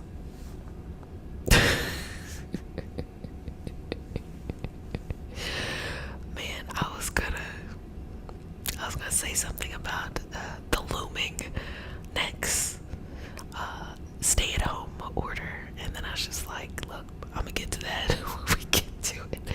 I've been telling y'all to wash y'all hands, to use disinfectants. Keep it going, okay? Keep it going. Back to this. So we start our session off with a prayer. But yes, be safe. Be safe. Get your mask back on. Put your gloves back on. And I guarantee you one thing. Y'all not gonna be out here talking about this is a hoax. Y'all not gonna be out here trying to mess with this. Oh, I'm not gonna do this. I'm not gonna do that. This ain't even real. This is a government conspiracy. Oh no, you saw what it looked like. You saw exactly what it looked like. You gonna put your gloves on and you are gonna socially distance. And they gonna run bleach and ammonia up in stocks, okay? Anyway, back to what I'm saying. Stay safe out there, babies. And take care of yourself. Anyway, so we start off with a prayer. I was like, fuck, what am I talking about right now? We start our session off with a prayer. I know, such a deep and heavy topic, and I'm over here just goofing. But look, laughter and comedy raises the energy. That's a part of it. It's a part of it. Okay, trust in the process. Anyway, we start the session off with a prayer. And usually we start the session off with a prayer, and this is probably a time where we really want to start the session off with a prayer, because of the nature of the removing the curses and all of that stuff like that. So again, if you're just tuning in, I'm gonna break down all that stuff, and we're gonna do it with Reiki symbols, okay? So let's go ahead and get started. And because consent matters, because we respect each other in this energetic space, I'm gonna ask for your permission. May I say a prayer? Okay. Take a deep breath in. Exhale. May I touch you? Inhale. Exhale. Let's do this. Dear universe, and all for the highest vibrational good only, please connect us to our highest self and validate information for our highest good only. Please allow us to release what we need to let go and embrace what allows us to grow.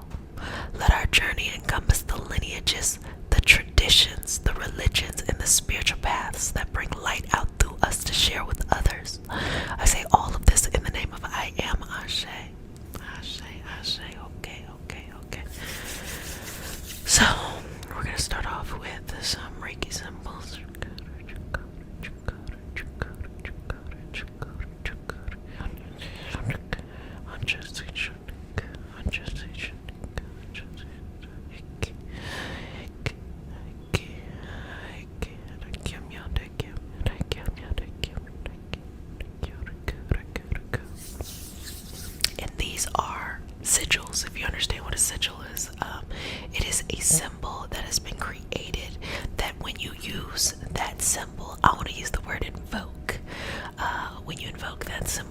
use that symbol. It is a collective harnessing of energy that is represented, the dynamic of that. So when we go into our chakra, we are powering up and we are bringing energy into the space. When we go into the Anshase Shonyung, we are creating this balance for our distance healing. When we are going into Seiki, we are bringing that emotional balance and things like that. Okay, if you know Reiki, you're gonna keep on going with that. So this is to activate within you a space of healing and cleansing and clearing, okay? And you want to be nice and open to yourself at least, to cleanse away the curses. Curses are multiple things, okay? Curses are on multiple levels. You have the individual curse within this lifetime. You have curses that are karmic over several lifetimes. You have generational curses. You have family curses. You have direct curses. You have self-imposed curses. You have, some things that you try to do to somebody else that backfired curses. It's all kinds of stuff. And a lot of the breaking of curses have been shrouded in secrecy, because rightfully so in many traditions, they give you the answer and then y'all be trying to appropriate it and make it real weird for no reason. And plus, the knowledge is sacred to those who are in those particular cultures, in those energetic spaces that are performing it in a particular way. All of those things in those different cultures exist to everyone to be able to utilize. Now, you may not be able to do it in the way of that particular culture, and you may not have access to it, rightfully so. But as a human being, as a Homo sapien, or just a human being, Homo sapien, you do have the access as an individual without culturally appropriating to break these curses and to be able to do it in an energetic and esoteric way. And I am going to break that down. First and foremost, we need to understand the concept of what is happening. We have to take judgment away from it. So instead of looking at the world as good and evil, or looking at energy as good and bad, that there's creepy, crawly, scary things out there, and there's great and wonderful, things out there outside of our human consciousness. Like, if we just look at the universe and just get out of our own human heads, the universe doesn't kind of work like that. Now look, I don't know, I've always been in this body, but I would guess that this is the case. Could be wrong. It don't hurt me if I'm not. I'm doing great in life. But in the universe, everything is vibrational.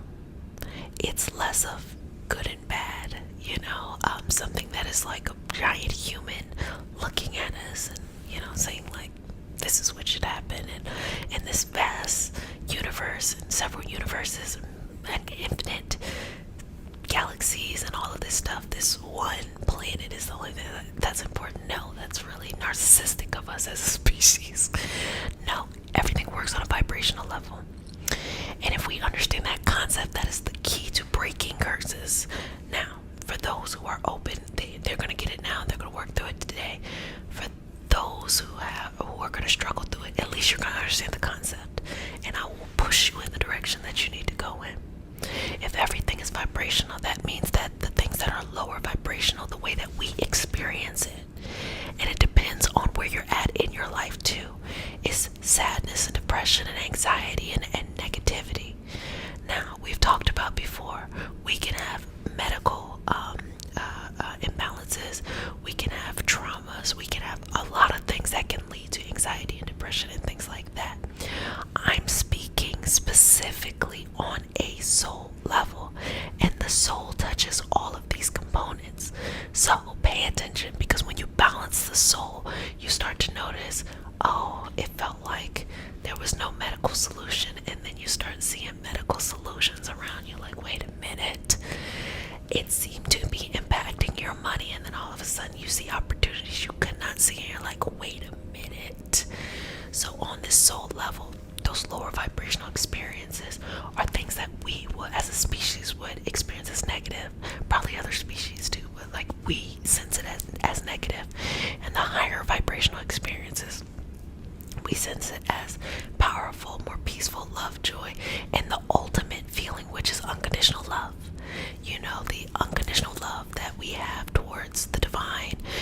or source code or whatever you want to call it. That's your business. Don't got nothing to do with me. I don't get paid for you to think a certain way. Whatever that is, unconditional love. So it's kind of like a scale, and it's not really like this. It's more like this.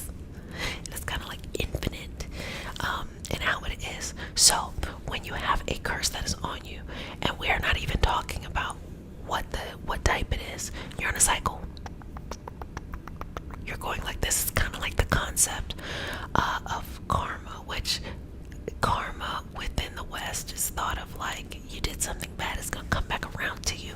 When really what it means is that the momentum that you put into your life and the actions that you do, that momentum's gonna keep going. So if you do fucked up shit, that's going to be what you attract. If you do good things or balanced things or things that you would be proud of, that is the momentum that is going and flowing in your life anyway. So when you're in this cycle, regardless if it's something that you just experienced in this lifetime, you walked into, or something like that, you're like this. You are not aware that you're in the cycle. So you may be aware that you have the curse on you. You may be aware that the money's not good, the love is not good. You're not being able to find good relationships. The family and the friends and stuff are not good. The health is not good. The connection to the divine is not good. The hobbies and the creativity is not good. I think I said medical and health and things, they're not good. You can be aware of that, but you're not able to see how to free yourself because you're vibrating at a certain energetic level. And when you can get out of that energetic level, that vibration, and vibrate at a higher frequency, you can then start to take yourself out of it, because you're going to be like, oh man, I was on one then, I'm not going to do that no more. And what does that look like in your everyday life? Well, what it looks like in your everyday life is you don't hang around the same people. You don't do the same things. You don't have the same habits. And you have to start to change your thinking. And honestly, the way you eat and just the things that you're doing. Do you know how hard that is? Now, for certain people, especially when you're young, there's not much you can do. You're probably financially dependent on maybe the toxic situation that you have that's kind of reinforcing this dynamic. But during those times, you can still be building yourself up, because one day you will be able to take care of yourself, and then you got to actually do that. You can't just stay in the cycle and be bitter. It takes a lot of bravery. It takes a lot of strength. That's why a lot of people kind of get drawn into it and sucked up into it, because it's not easy work. Now, for those who can make changes, it's inconvenient. Think about this. Can you imagine that you love the people in your life, but they're not good for you? I'm not saying everyone. I'm just saying maybe certain dynamics. And when you go to establish better boundaries, you end up losing. I'm not even saying cut people out your life. I'm saying you go to establish better boundaries. You're telling people how to treat you, and they start to exit out your life. That can be very hurtful and very traumatic. And that's another reason why people will stay within the curse cycle. And also, it's scary out there. It's scary out there. You ever started a new job and you're so nervous, and you've started new jobs before, you got in and you got to the point where this shit is whack, you don't care. But whenever you start a new job, it's like there's this big sense of imposter syndrome. So if you're afraid to step out into the unknown for your greater good, you might convince yourself, because of that imposter syndrome, to stay where you're at. So those are the main reasons how to get out and why people won't. Now I'm going to go in and I'm going to continue to do Reiki symbols. And I invite you to watch the hundreds of videos that I have on Reiki symbols for specific reasons, over your energy and things like that, because that can be very helpful. But I'm just going to say, or just trying to get you an energetic moment where you're very clear and you completely understand what's going on the inside. But it is your free will and your choice to change. It is up to you. Whatever that is, it is up to you. But you have to trust yourself, and you have to have the courage to do it. And you have to know that you will find the support systems that you need, that you will get the help, and you will ask for the help when you need it, that you will have the discernment that you need, that you will be protected, you will love, and most importantly, yourself you're strong enough to do those things. And that there will be people in your life who step up and they bring a beautiful community, collective, and love energy into your life. Okay? Breathing in and out. Exhale. Keep going. Exhale. Keep going here.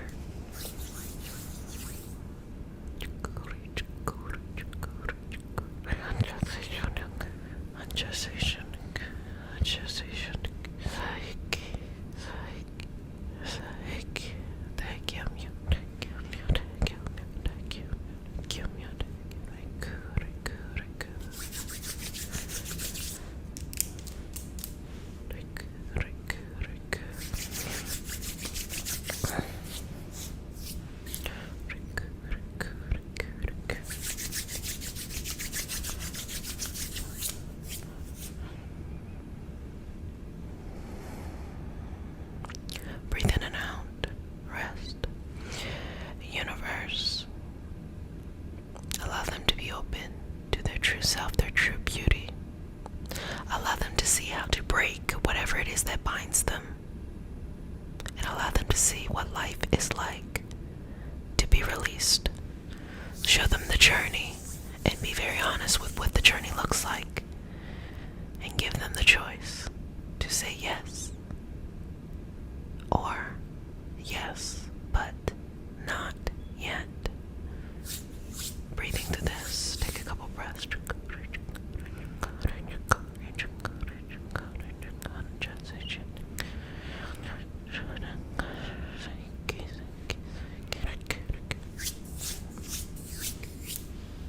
Okay.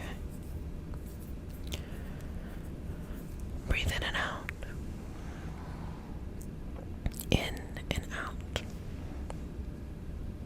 What is your choice? That's your business. Curses are multiple things. Generational curses usually happen in groups. So you could think about it like ethnicities or different cultures, but I feel like culture is kind of the practices itself versus the actual grouping of people. So generational curses can happen on that kind of macro level, and it can happen on a more nuclear level, like families having generational curses that happen and continue to go. Because what do you learn? Your family teaches you the energetic dynamic to be at, and then you just keep reproducing that.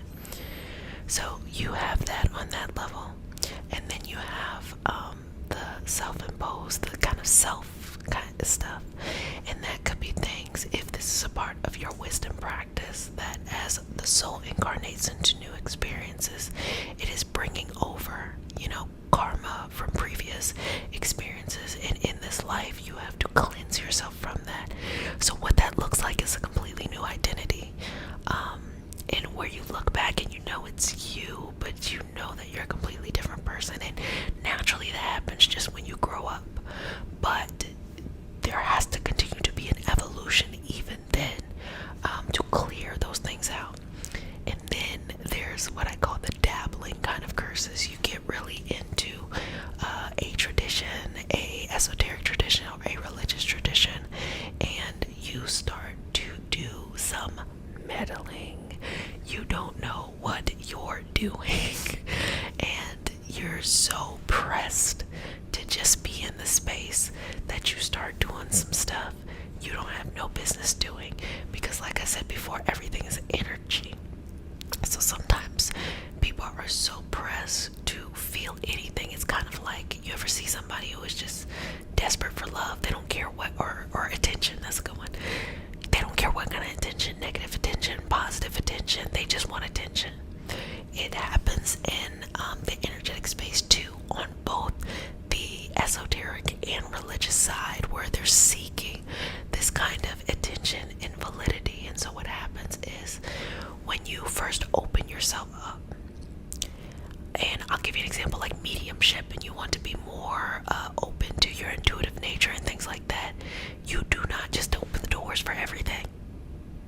You have to have boundaries in the esoteric, like you have to have it in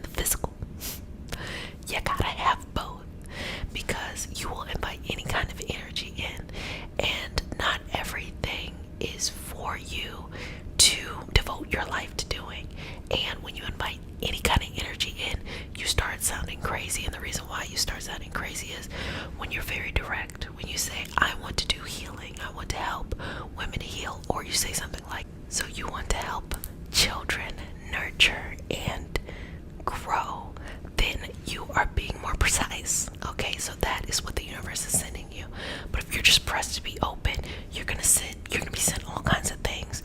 And in this physical experience, we do not, you can do anything, but you can't do everything. You start to look real scatterbrained, and that will take a toll on your actual physical body. And so what happens is that you could invite energy in that needs something that needs to be resolved, which is something that is for a specific type of shaman or energy healing practitioner. And then it comes to your doorstep, and now you're walking around with this kind of, energy that you're trying to break. And it's very difficult to break that. So that's why that kind of stuff, you need a very good mentor, or you need to just exercise common sense. And then you have things where you try to do something to somebody else, somebody has wronged you, or you don't like somebody, or whether you feel right or not, you send it out. Understand, everything that you send out will come back, and that is what it is. And last but not certainly least, you can, through your experiences in this life, get stuck in a cycle. Oh my gosh, I'm so afraid of this, I'm so afraid of that. And then you start to train yourself that this is the safe bubble, and you stay stuck in it. And the reason why it's so hard to release yourself from that is because it's self-imposed. So your mind actually can't even think like there's a good guy and there's a bad guy. It's more of like, I'm ready to release myself from this, and I'm ready to move on. Sometimes people have a combination, sometimes people have an array of these things, I think I just said the same thing. Sometimes people have a combination, sometimes people have kind of like a focused area. But now that you know, this is what you do. Break the cycle. Go to that edge of discomfort safely, and do things that are for your highest good.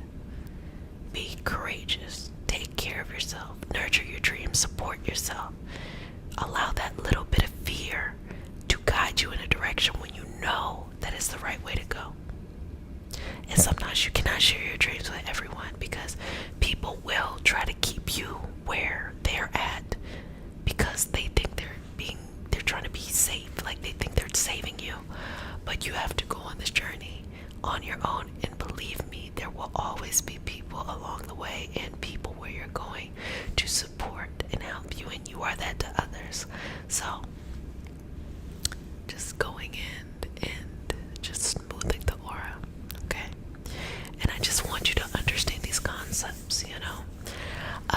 It can be very alluring to jump into a video and just go straight in. It's like, we're gonna remove your curses today, boom boom boom boom boom boom. But you know what it is, for me, it is pointless to do that if it makes you dependent on me. Does that make sense? My whole goal and intention is that you see your light. You see that anything that is out here, you can do within yourself. Now, if you want to work with other people, yes, you do have to get training, and you do have to do some more work. But when it comes to yourself, you know yourself. So you have the power to change and to break certain things. Well, babies, want to let you know that I love you. But who cares that I love you? Make sure you love yourself a little bit more each and every day. Okay, until next time, healing, hope, community, a place to heal. Relax, be yourself, and be surrounded by those who want to see you blossom into a bloom. Blossom into a bloom. I am Jessica. I am a Reiki master teacher and intuitive, and today we have a special healing session. It is all about finding love in babies. I've been talking about love. I've been talking about love for a long time, and I know that we can all appreciate love because it comes in different forms. And usually when somebody clicks on a video like this, they trying to find romantic love.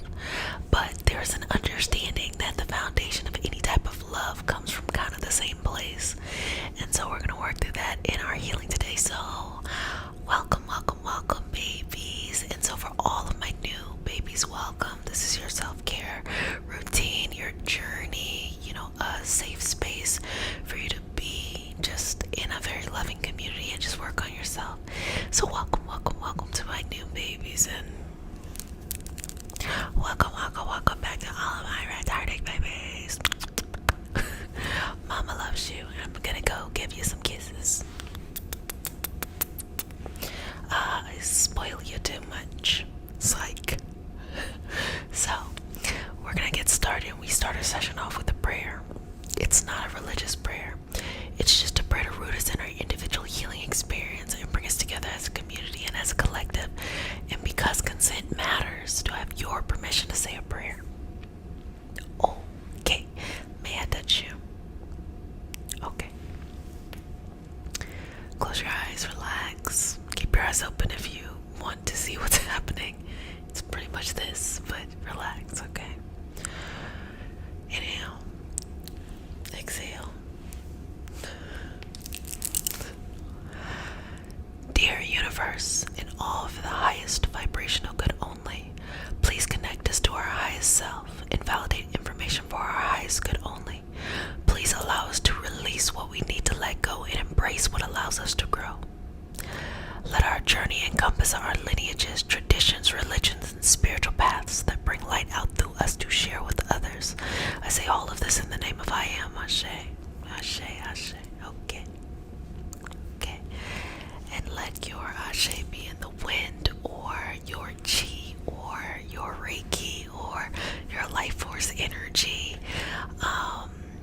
Many different cultures and customs, and to explain this phenomena, which is life force energy, and that's really kind of the basis of energy healing. And so as you go around the world and you go throughout time, there are different examples of energy healers, shamans, and I'm using the word shaman, but understand that where you go in the world, they have their own distinct name, distinct practices, but it really is just the human experience within those cultures, trying to explain this energy or this connectedness that we all have access to. And I think the really cool thing about it is you get to choose based off of your lineage, your culture, and your understanding and your choice where or how you want to consume that information. There's no wrong answers. There's no right answers. It's whatever makes you feel comfortable. And that's what this self-care journey is about. Just giving yourself permission to make yourself feel comfortable. So let's get into the finding love. I'll work on the aura a little bit, and we're just going to get right through to it, okay? Finding love starts. You already know where I'm gonna go. Right here. If you do not love yourself, if you do not have self-respect, and if you do not learn how to value yourself and prioritize yourself, it's really hard to expect that you will receive that from anyone outside of you. And if you do receive that and you're not giving it to yourself, it starts to look very codependent. Sometimes people will love bomb you in order to then try to siphon your energy off on the back end. Or maybe you might be the person energy vampiring. It's no judgment here. Everybody is on their own path. I think sometimes it might appear like there's just bad people and then there's good people for these things that just happen in love. We've all been on both sides in love.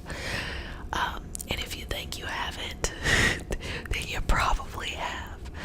But at the end of the day, a lot of the things that people do, whether it is to not see how beautiful and how valuable they are, or to try to use fear or these other kind of tactics in order to dominate others, really comes from a sense of insecurity inside the self. And if you want to find love, you have to balance those things. And it really is taking some time and just working on you, going inside of you, working on the you that is here. And it looks different for different people, and there's different things that you can do. It's up to you what you want to do, but you kind of have to have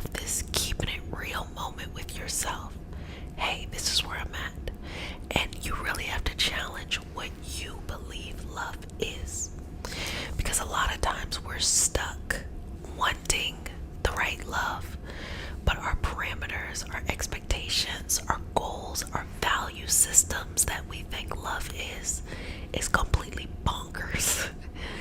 We haven't reevaluated it. We built those systems from pain, from discomfort, from trying to live out other people's dreams or expectations, from taking that, energy on from other people. And it's almost like if you can figure this out, if you can get this love from this, weird system that we all have within us, if you can get it, it kind of rights the wrongs of all the past, It's like those parents who try to live out their life and their kids because then it, makes everything better, but for them in their past. But the reality is you can't live through someone. You cannot control someone. They have their own dreams and hopes and things like that. So understanding and finding the right love is you need to question what you value as love, because a lot of times trauma, codependency, these things are being kind of wrapped up in a blanket and presented as if this is love. I'd die for you, I'd disrespect myself for you, I'd sacrifice myself for you, I'd make myself look foolish, all of these things to show how much I care for you. That's toxic. That is not an environment that is really good for the nervous system long term. That doesn't even make sense. Oh yeah, that might be cute because then in a very big external way you can tell other people, friends, families, the collective community, look at how much this person likes you, because you think that those demonstrations would reflect them holding you down later on in life. First and foremost, life is hard enough. You do not have to do all that, or you do not have to expect that from other people. And understanding that love, when it comes from within, that stuff on the outside is going on the inside too, okay? So that's why we have to take a look at ourselves, and the way to get over that energy, if you just feel like, oh, it's never the right person, is you really have to love and deeply love and nurture and take care of yourself. You really gotta wine and dine yourself. You really have to be okay being alone. That doesn't mean you're not out there dating. That doesn't mean you're not out there, trying. But the core of your focus during this time of healing and rejuvenating and regenerating your energy is yourself. So you have to have enough courage to say, I want to see myself. I want to see the beauty here. I don't need someone outside of me to validate it. I'm going to see it within myself. And the things that I feel are beautiful. And beauty isn't just the physical, it's the energetic, it's the mental, it's all of that kind of stuff.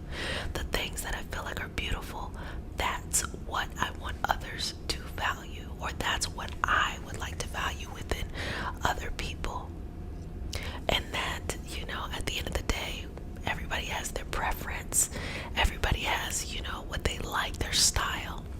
But it's deeper than that. And I am in no way telling anyone to go against what their external preference is. That's your business, But make sure that the preference you like and you want is based off of something that you like and you want, not what you have been told to like and want. Or maybe you like a variety of things, a variety. Think about SpongeBob. A variety of things, okay? So,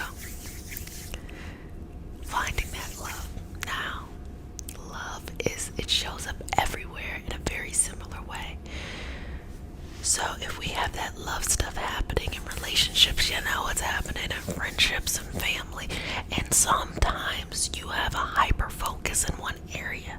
So say you're a relationship person. Maybe your friendships don't go through that kind of stuff, in your family it doesn't go through that kind of same dynamics. It's a little bit more balanced, but it's just love, Or maybe you're a friendship person and you got the big friendships, a lot of stuff happening, but maybe love not so much, and maybe family yes or no. Or Sometimes you can have all three. And then on top of that, how you feel about yourself. Now, there are certain times where we might feel like, well, family is fine. My community, collective friendships are fine. Love is fine, and I just don't feel good. Now, if that is a space, then we're dealing with the soul, the esoteric, and medical. So soul, esoteric, medical, and I'll just kind of break it down to, let's just say, the spirit, spiritual, energetic, energy, and medical. Because if all of those other things are pretty much fine, but you still feel like, I just don't feel loved. I don't feel the love. I don't have that. On a soul level, on an energetic level, the soul is seeking and the soul is searching, and maybe you're trying to find a deeper love or connection with the divine, the universe, what some call God, some call, other cultures call different things. And if you don't have a connection or you don't want to use that language, that's fine too. Whatever it is for you. I tell you all the time, it's not my business to tell you what to think. That's your business, and feel free to change it and go. This is an inclusive, collective space where a lot of people think a lot of different things. We just here to feel good about ourselves. But yeah, trying to understand this phenomena of the unknown, that connectedness energy between me and you. So that's one experience.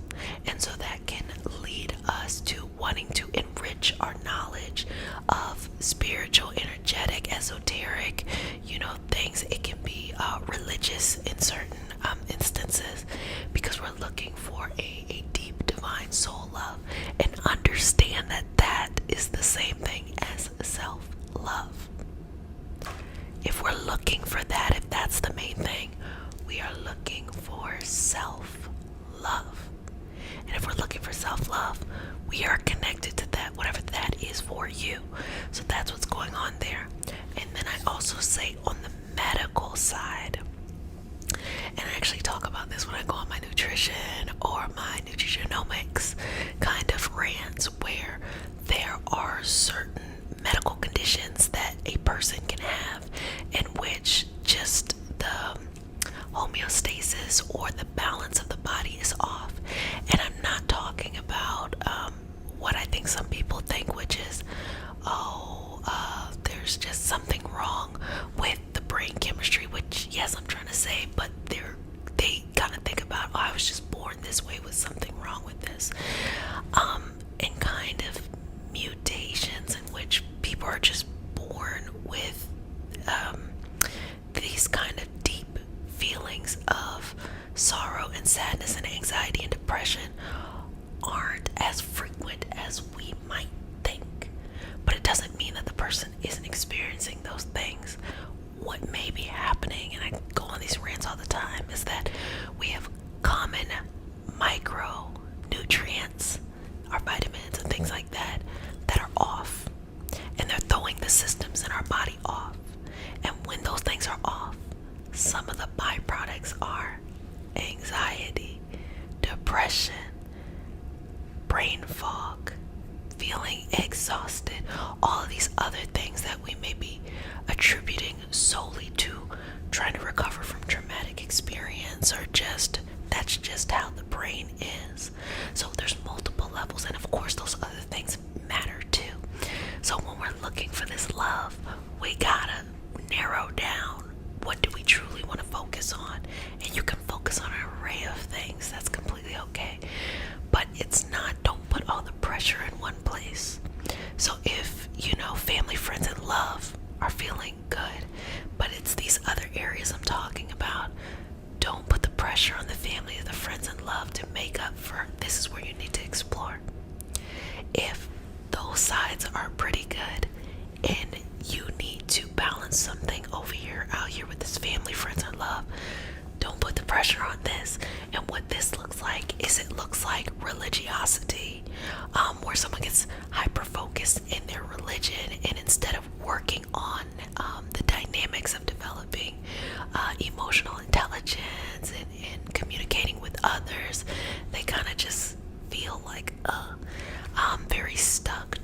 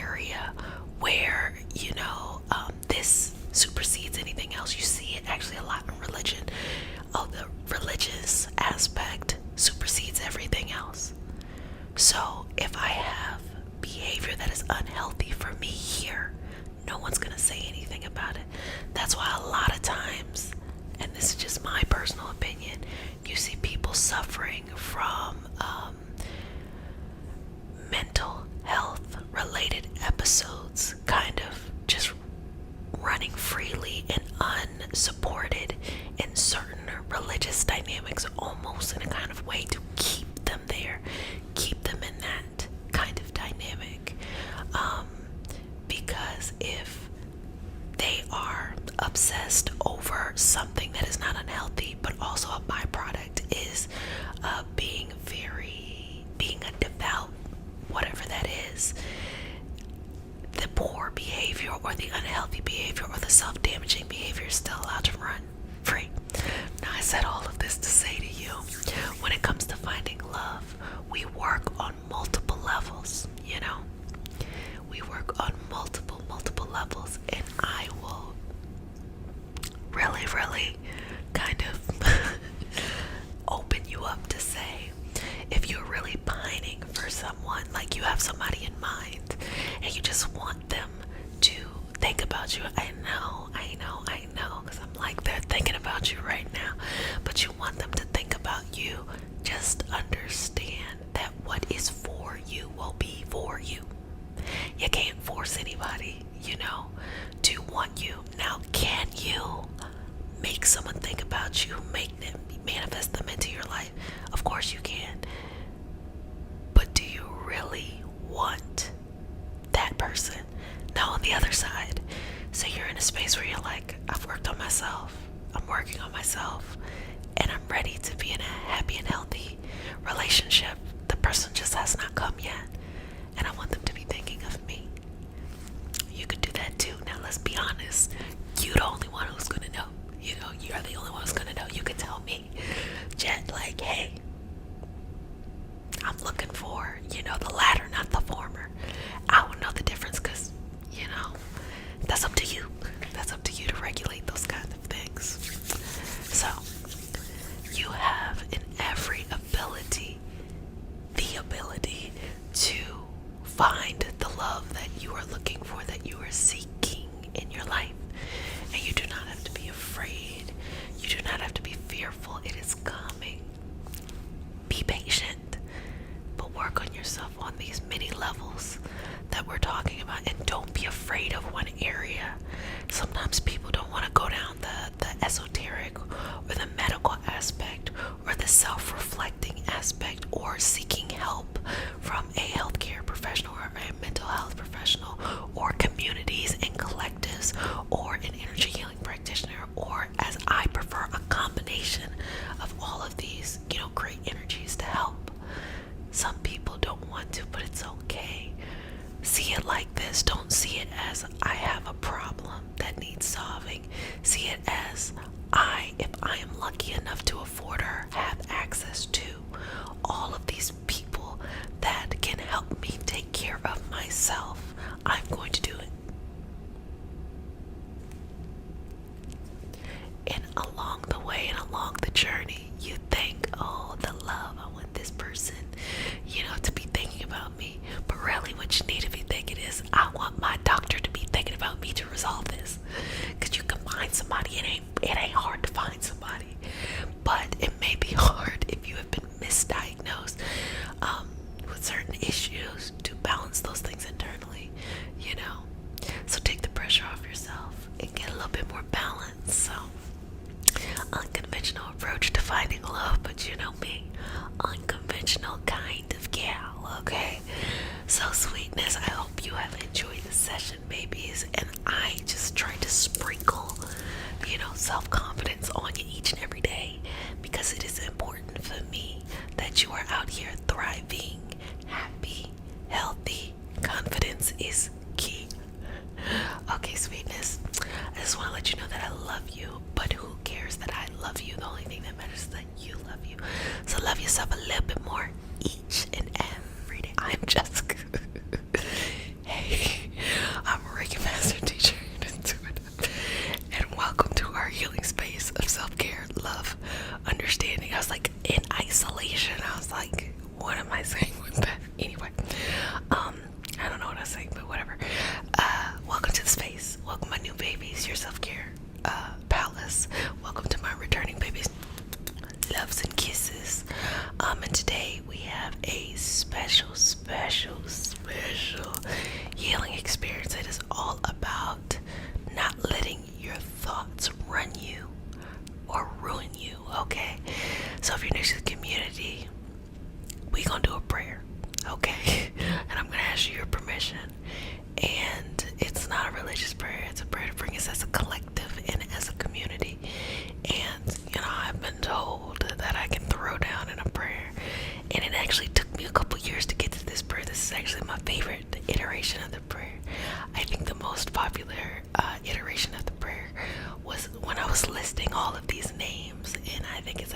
funny now, where it's like there was more value in the select few that I was talking about than asking the entire universe to help us, and whatever needs to come in to help us to do that. It's just funny, because I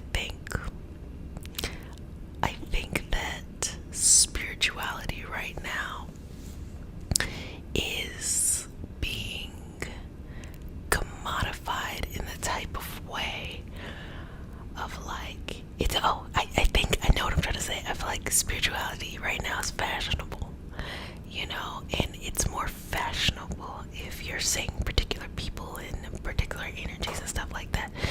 But at the end of the day, this is a very diverse community with a lot of understandings, a lot of practices. There's no way to get all of the energy in, and what you might feel connected to, I may not. What I might feel connected to, you may not. And we gotta honor and respect that. So, my favorite iteration of prayer. So let's go and do this. Do I have your permission to say your prayer? Okay. And if you're new, you're probably like, man, touch you. Okay. And again, I'm very cheesy. I'm gonna get to the prayer. Sorry. Okay. Inhale. Exhale. Breathe. Dear universe, and all for the highest vibrational good only, please connect us to our highest self and validate information from our highest good only. Please allow us to release what we need to let go and embrace what allows us to grow.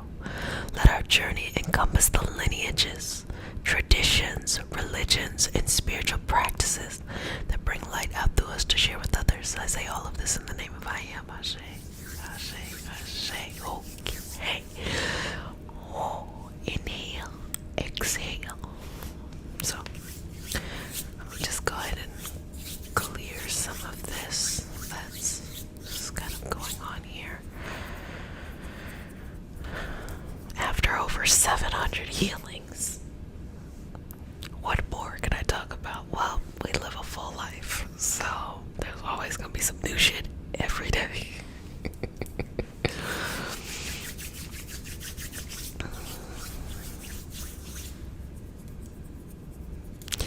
Shout out to the comment that said cursing was a bad omen, and I was like, I curse every day. I curse real bad.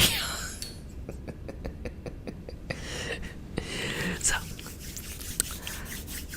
okay, to bring it back to the moment in this healing space, do not let your thoughts run you. So what I want to kind of go through in our healing today is understanding fear. We take fear and we are actually describing many experiences, and we just put it under fear. The fear of success, the fear of failure, the fear like you're actually in physical danger, emotional danger, financial danger, any of those kind of dangers. The fear of something new, the fear of stagnation, the fear of old things. It's like the fear just goes on, and really things are very different, okay? So when you're ready to go to your next level, you're ready to take the next step, you're ready to move on, that edge of discomfort is where you want to be. Just wanting to go along the journey in a very comfortable way typically enables you to stay where you're at. And the more you can get used to just a little bit discomfort as you're pushing towards your goals and your dreams and things like that, the more that you will believe, I don't mind doing a little bit of discomfort to get where I need to go.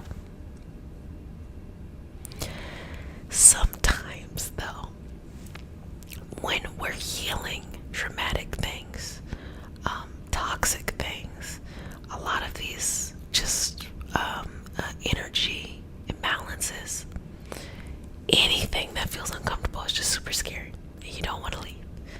But maybe you're at the hospital, you're healed, it is time for you to go somewhere else. You can't just stay after you heal.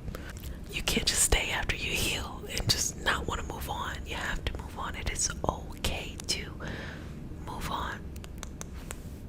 So let's work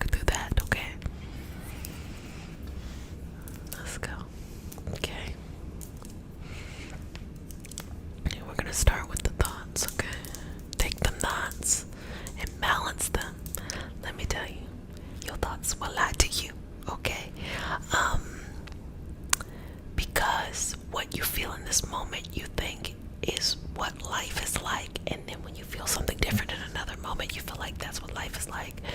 There are things that are under your control, okay? There are things you can do.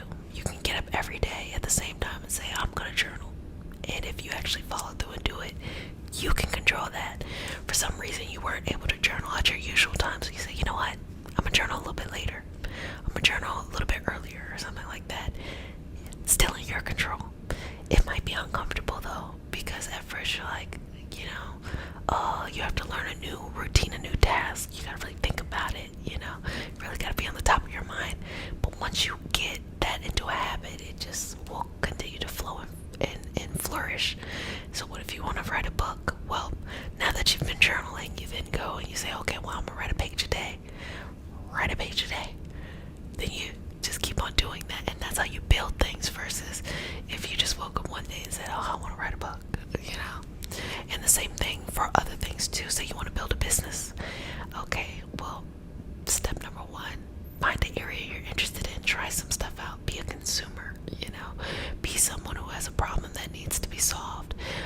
And then once you see what you like, or you see the type of business person you want to be, start to build and develop a network. Just ask people questions, just be curious. And then take a step. Solve a little problem first, and then just keep scaling and keep scaling and keep scaling and keep scaling. Love. You want to find love. I'm gonna give you multiple examples, okay? You want to find love, okay? You work on yourself first. You love yourself. You give yourself what you want someone else to make you feel like. And once you get used to that, you're gonna keep giving yourself that, and the right people will pop up. Why? Because you're no longer putting pressure on something outside of you to do what you need to be doing for yourself. That doesn't mean you're not gonna have a good partnership. That doesn't mean that you're not gonna have somebody who cares and loves you. But you're not going to be dependent or codependent on them to give yourself what you need. All those things. But our thoughts in the moment can make us feel like something bonkers is happening, okay? I'm never gonna be able to do this. This is never gonna work out. No, it actually is not true. You literally can do the bare minimum into something and make something happen. Can you imagine if you had one of those big, like 1,000 puzzles and decided that you wanted to connect a piece a day, and all you did was just connect a piece a day? Well, in a little bit over 2 years, your puzzle would be gone. It would be done, and that's the bare minimum. And that was something that seemed very insurmountable. So when you start to think about your whole life, understand that everything in your life follows by that too. If you want to be very creative, you want to share your gifts with the world, start to share your gifts. Start to do little things. Just little things. Say you post something on TikTok, okay? Say it doesn't even have to be that complicated. Say you just set a time aside each day to work on that thing. And you do that for a certain amount of time, and then you want to share your creation. So you share with your friends and your family, or you share with strangers. Sometimes it's easy to share with strangers. You share with strangers, and you just take your time. And just know that over time, eventually something's going to take off, because you're continuing to be persistent in it. But your thoughts can make you forget that actual common sense. When I say that I am here every week, and for a couple years I never missed an upload, I was like, it caused anxiety in me. I was like, I can't miss the upload. But I remember a time in the beginning where it was like excruciating to have to sit in front of a camera. And it wasn't that I didn't know what I wanted to talk about or something like that. It just was excruciating. It felt so, all of the things that make you feel uncomfortable when you put yourself out there. When you put yourself out there as something you're interested in, it just shows up in that moment. And I will be honest with you, I did maybe 200 videos. 200 videos. I'm over 700 now, but 200 videos. Do you know how many videos that is? And up to 200 videos, I was still feeling like excruciating, like, but you just keep doing it, and you keep doing it. And what is now super rewarding to me is that when I read the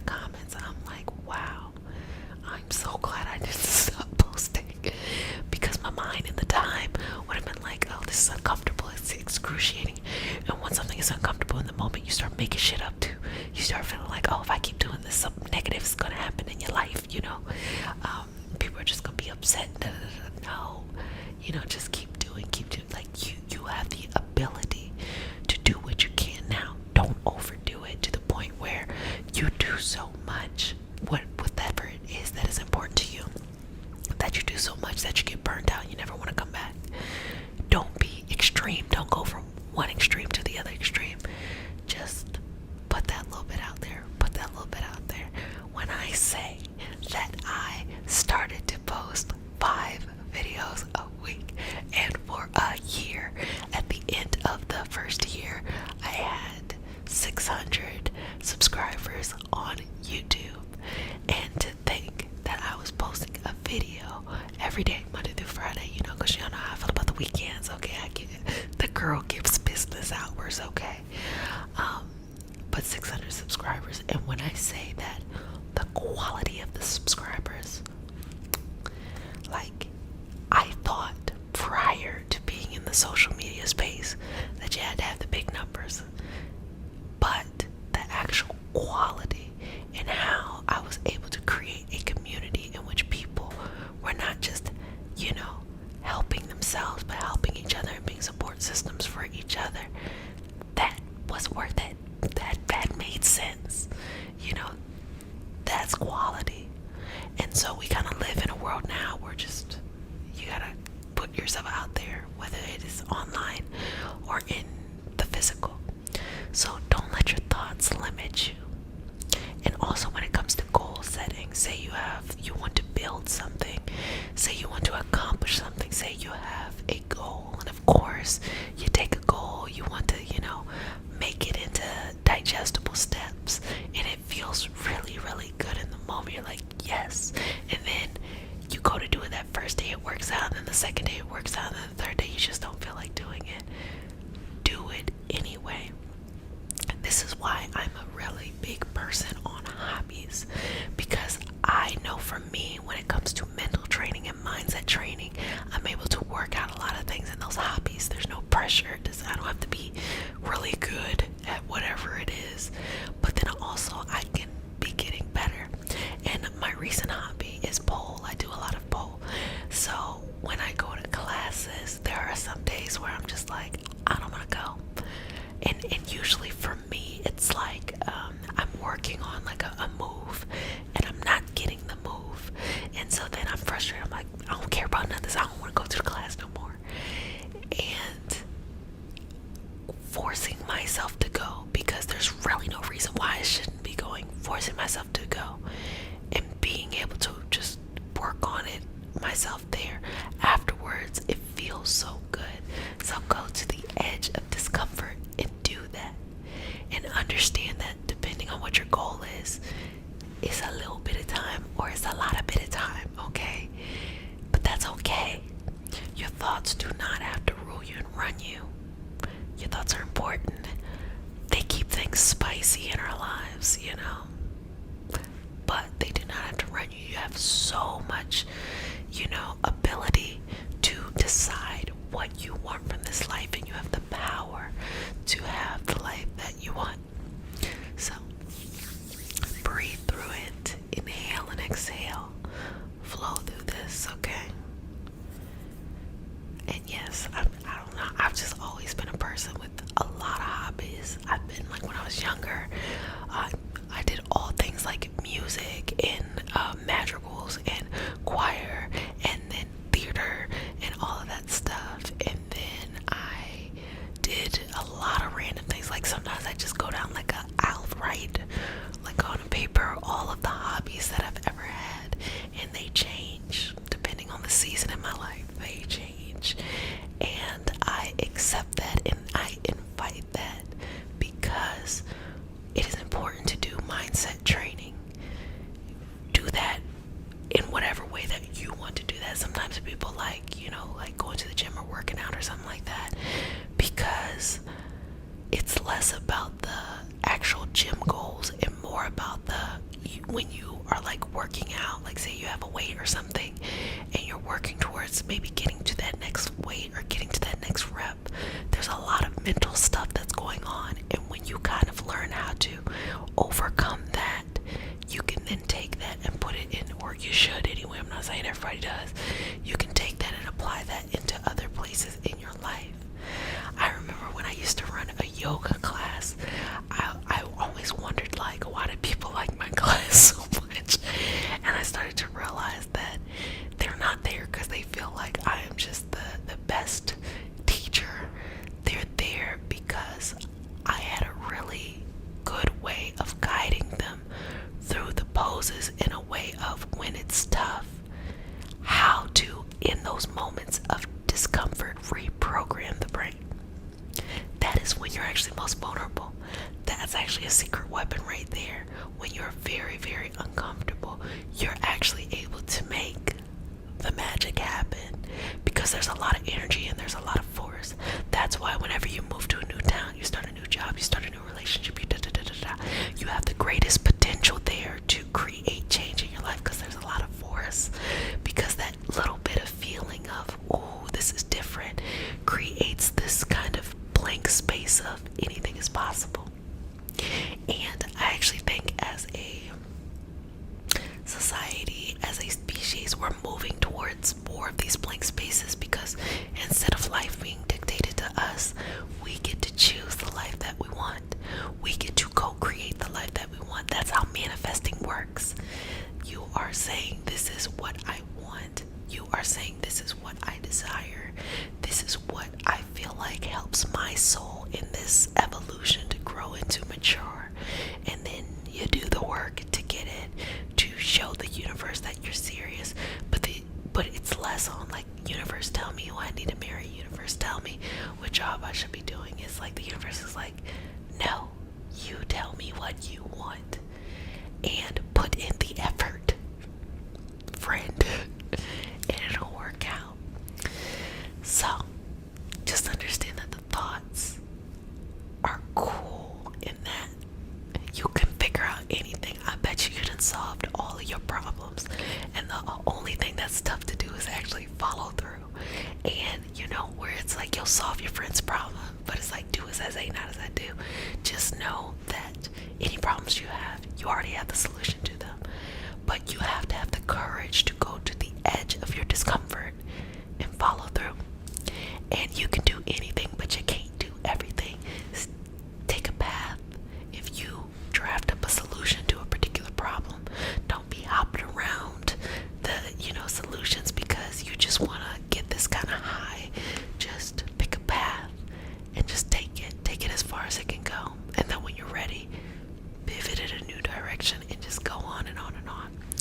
Well, family, I hope you enjoyed this session today, and I hope that you've been enjoying this mindset training. I think that is very important, because as I say all the time, I'm a strong believer that actually the magic and the manifesting happens here. I think that that's actually the organ, like our brain is the organ in our body that initiates these magical things.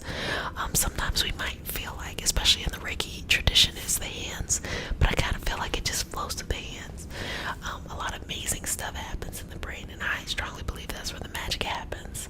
So make sure that your thoughts are those for your highest vibrational good. Well, babies, if no one has said it, let me go ahead and say it. I love you, but who cares that I love you? Love yourself a little bit more each and every day. That's the only thing that's important. And stay safe. Now I gotta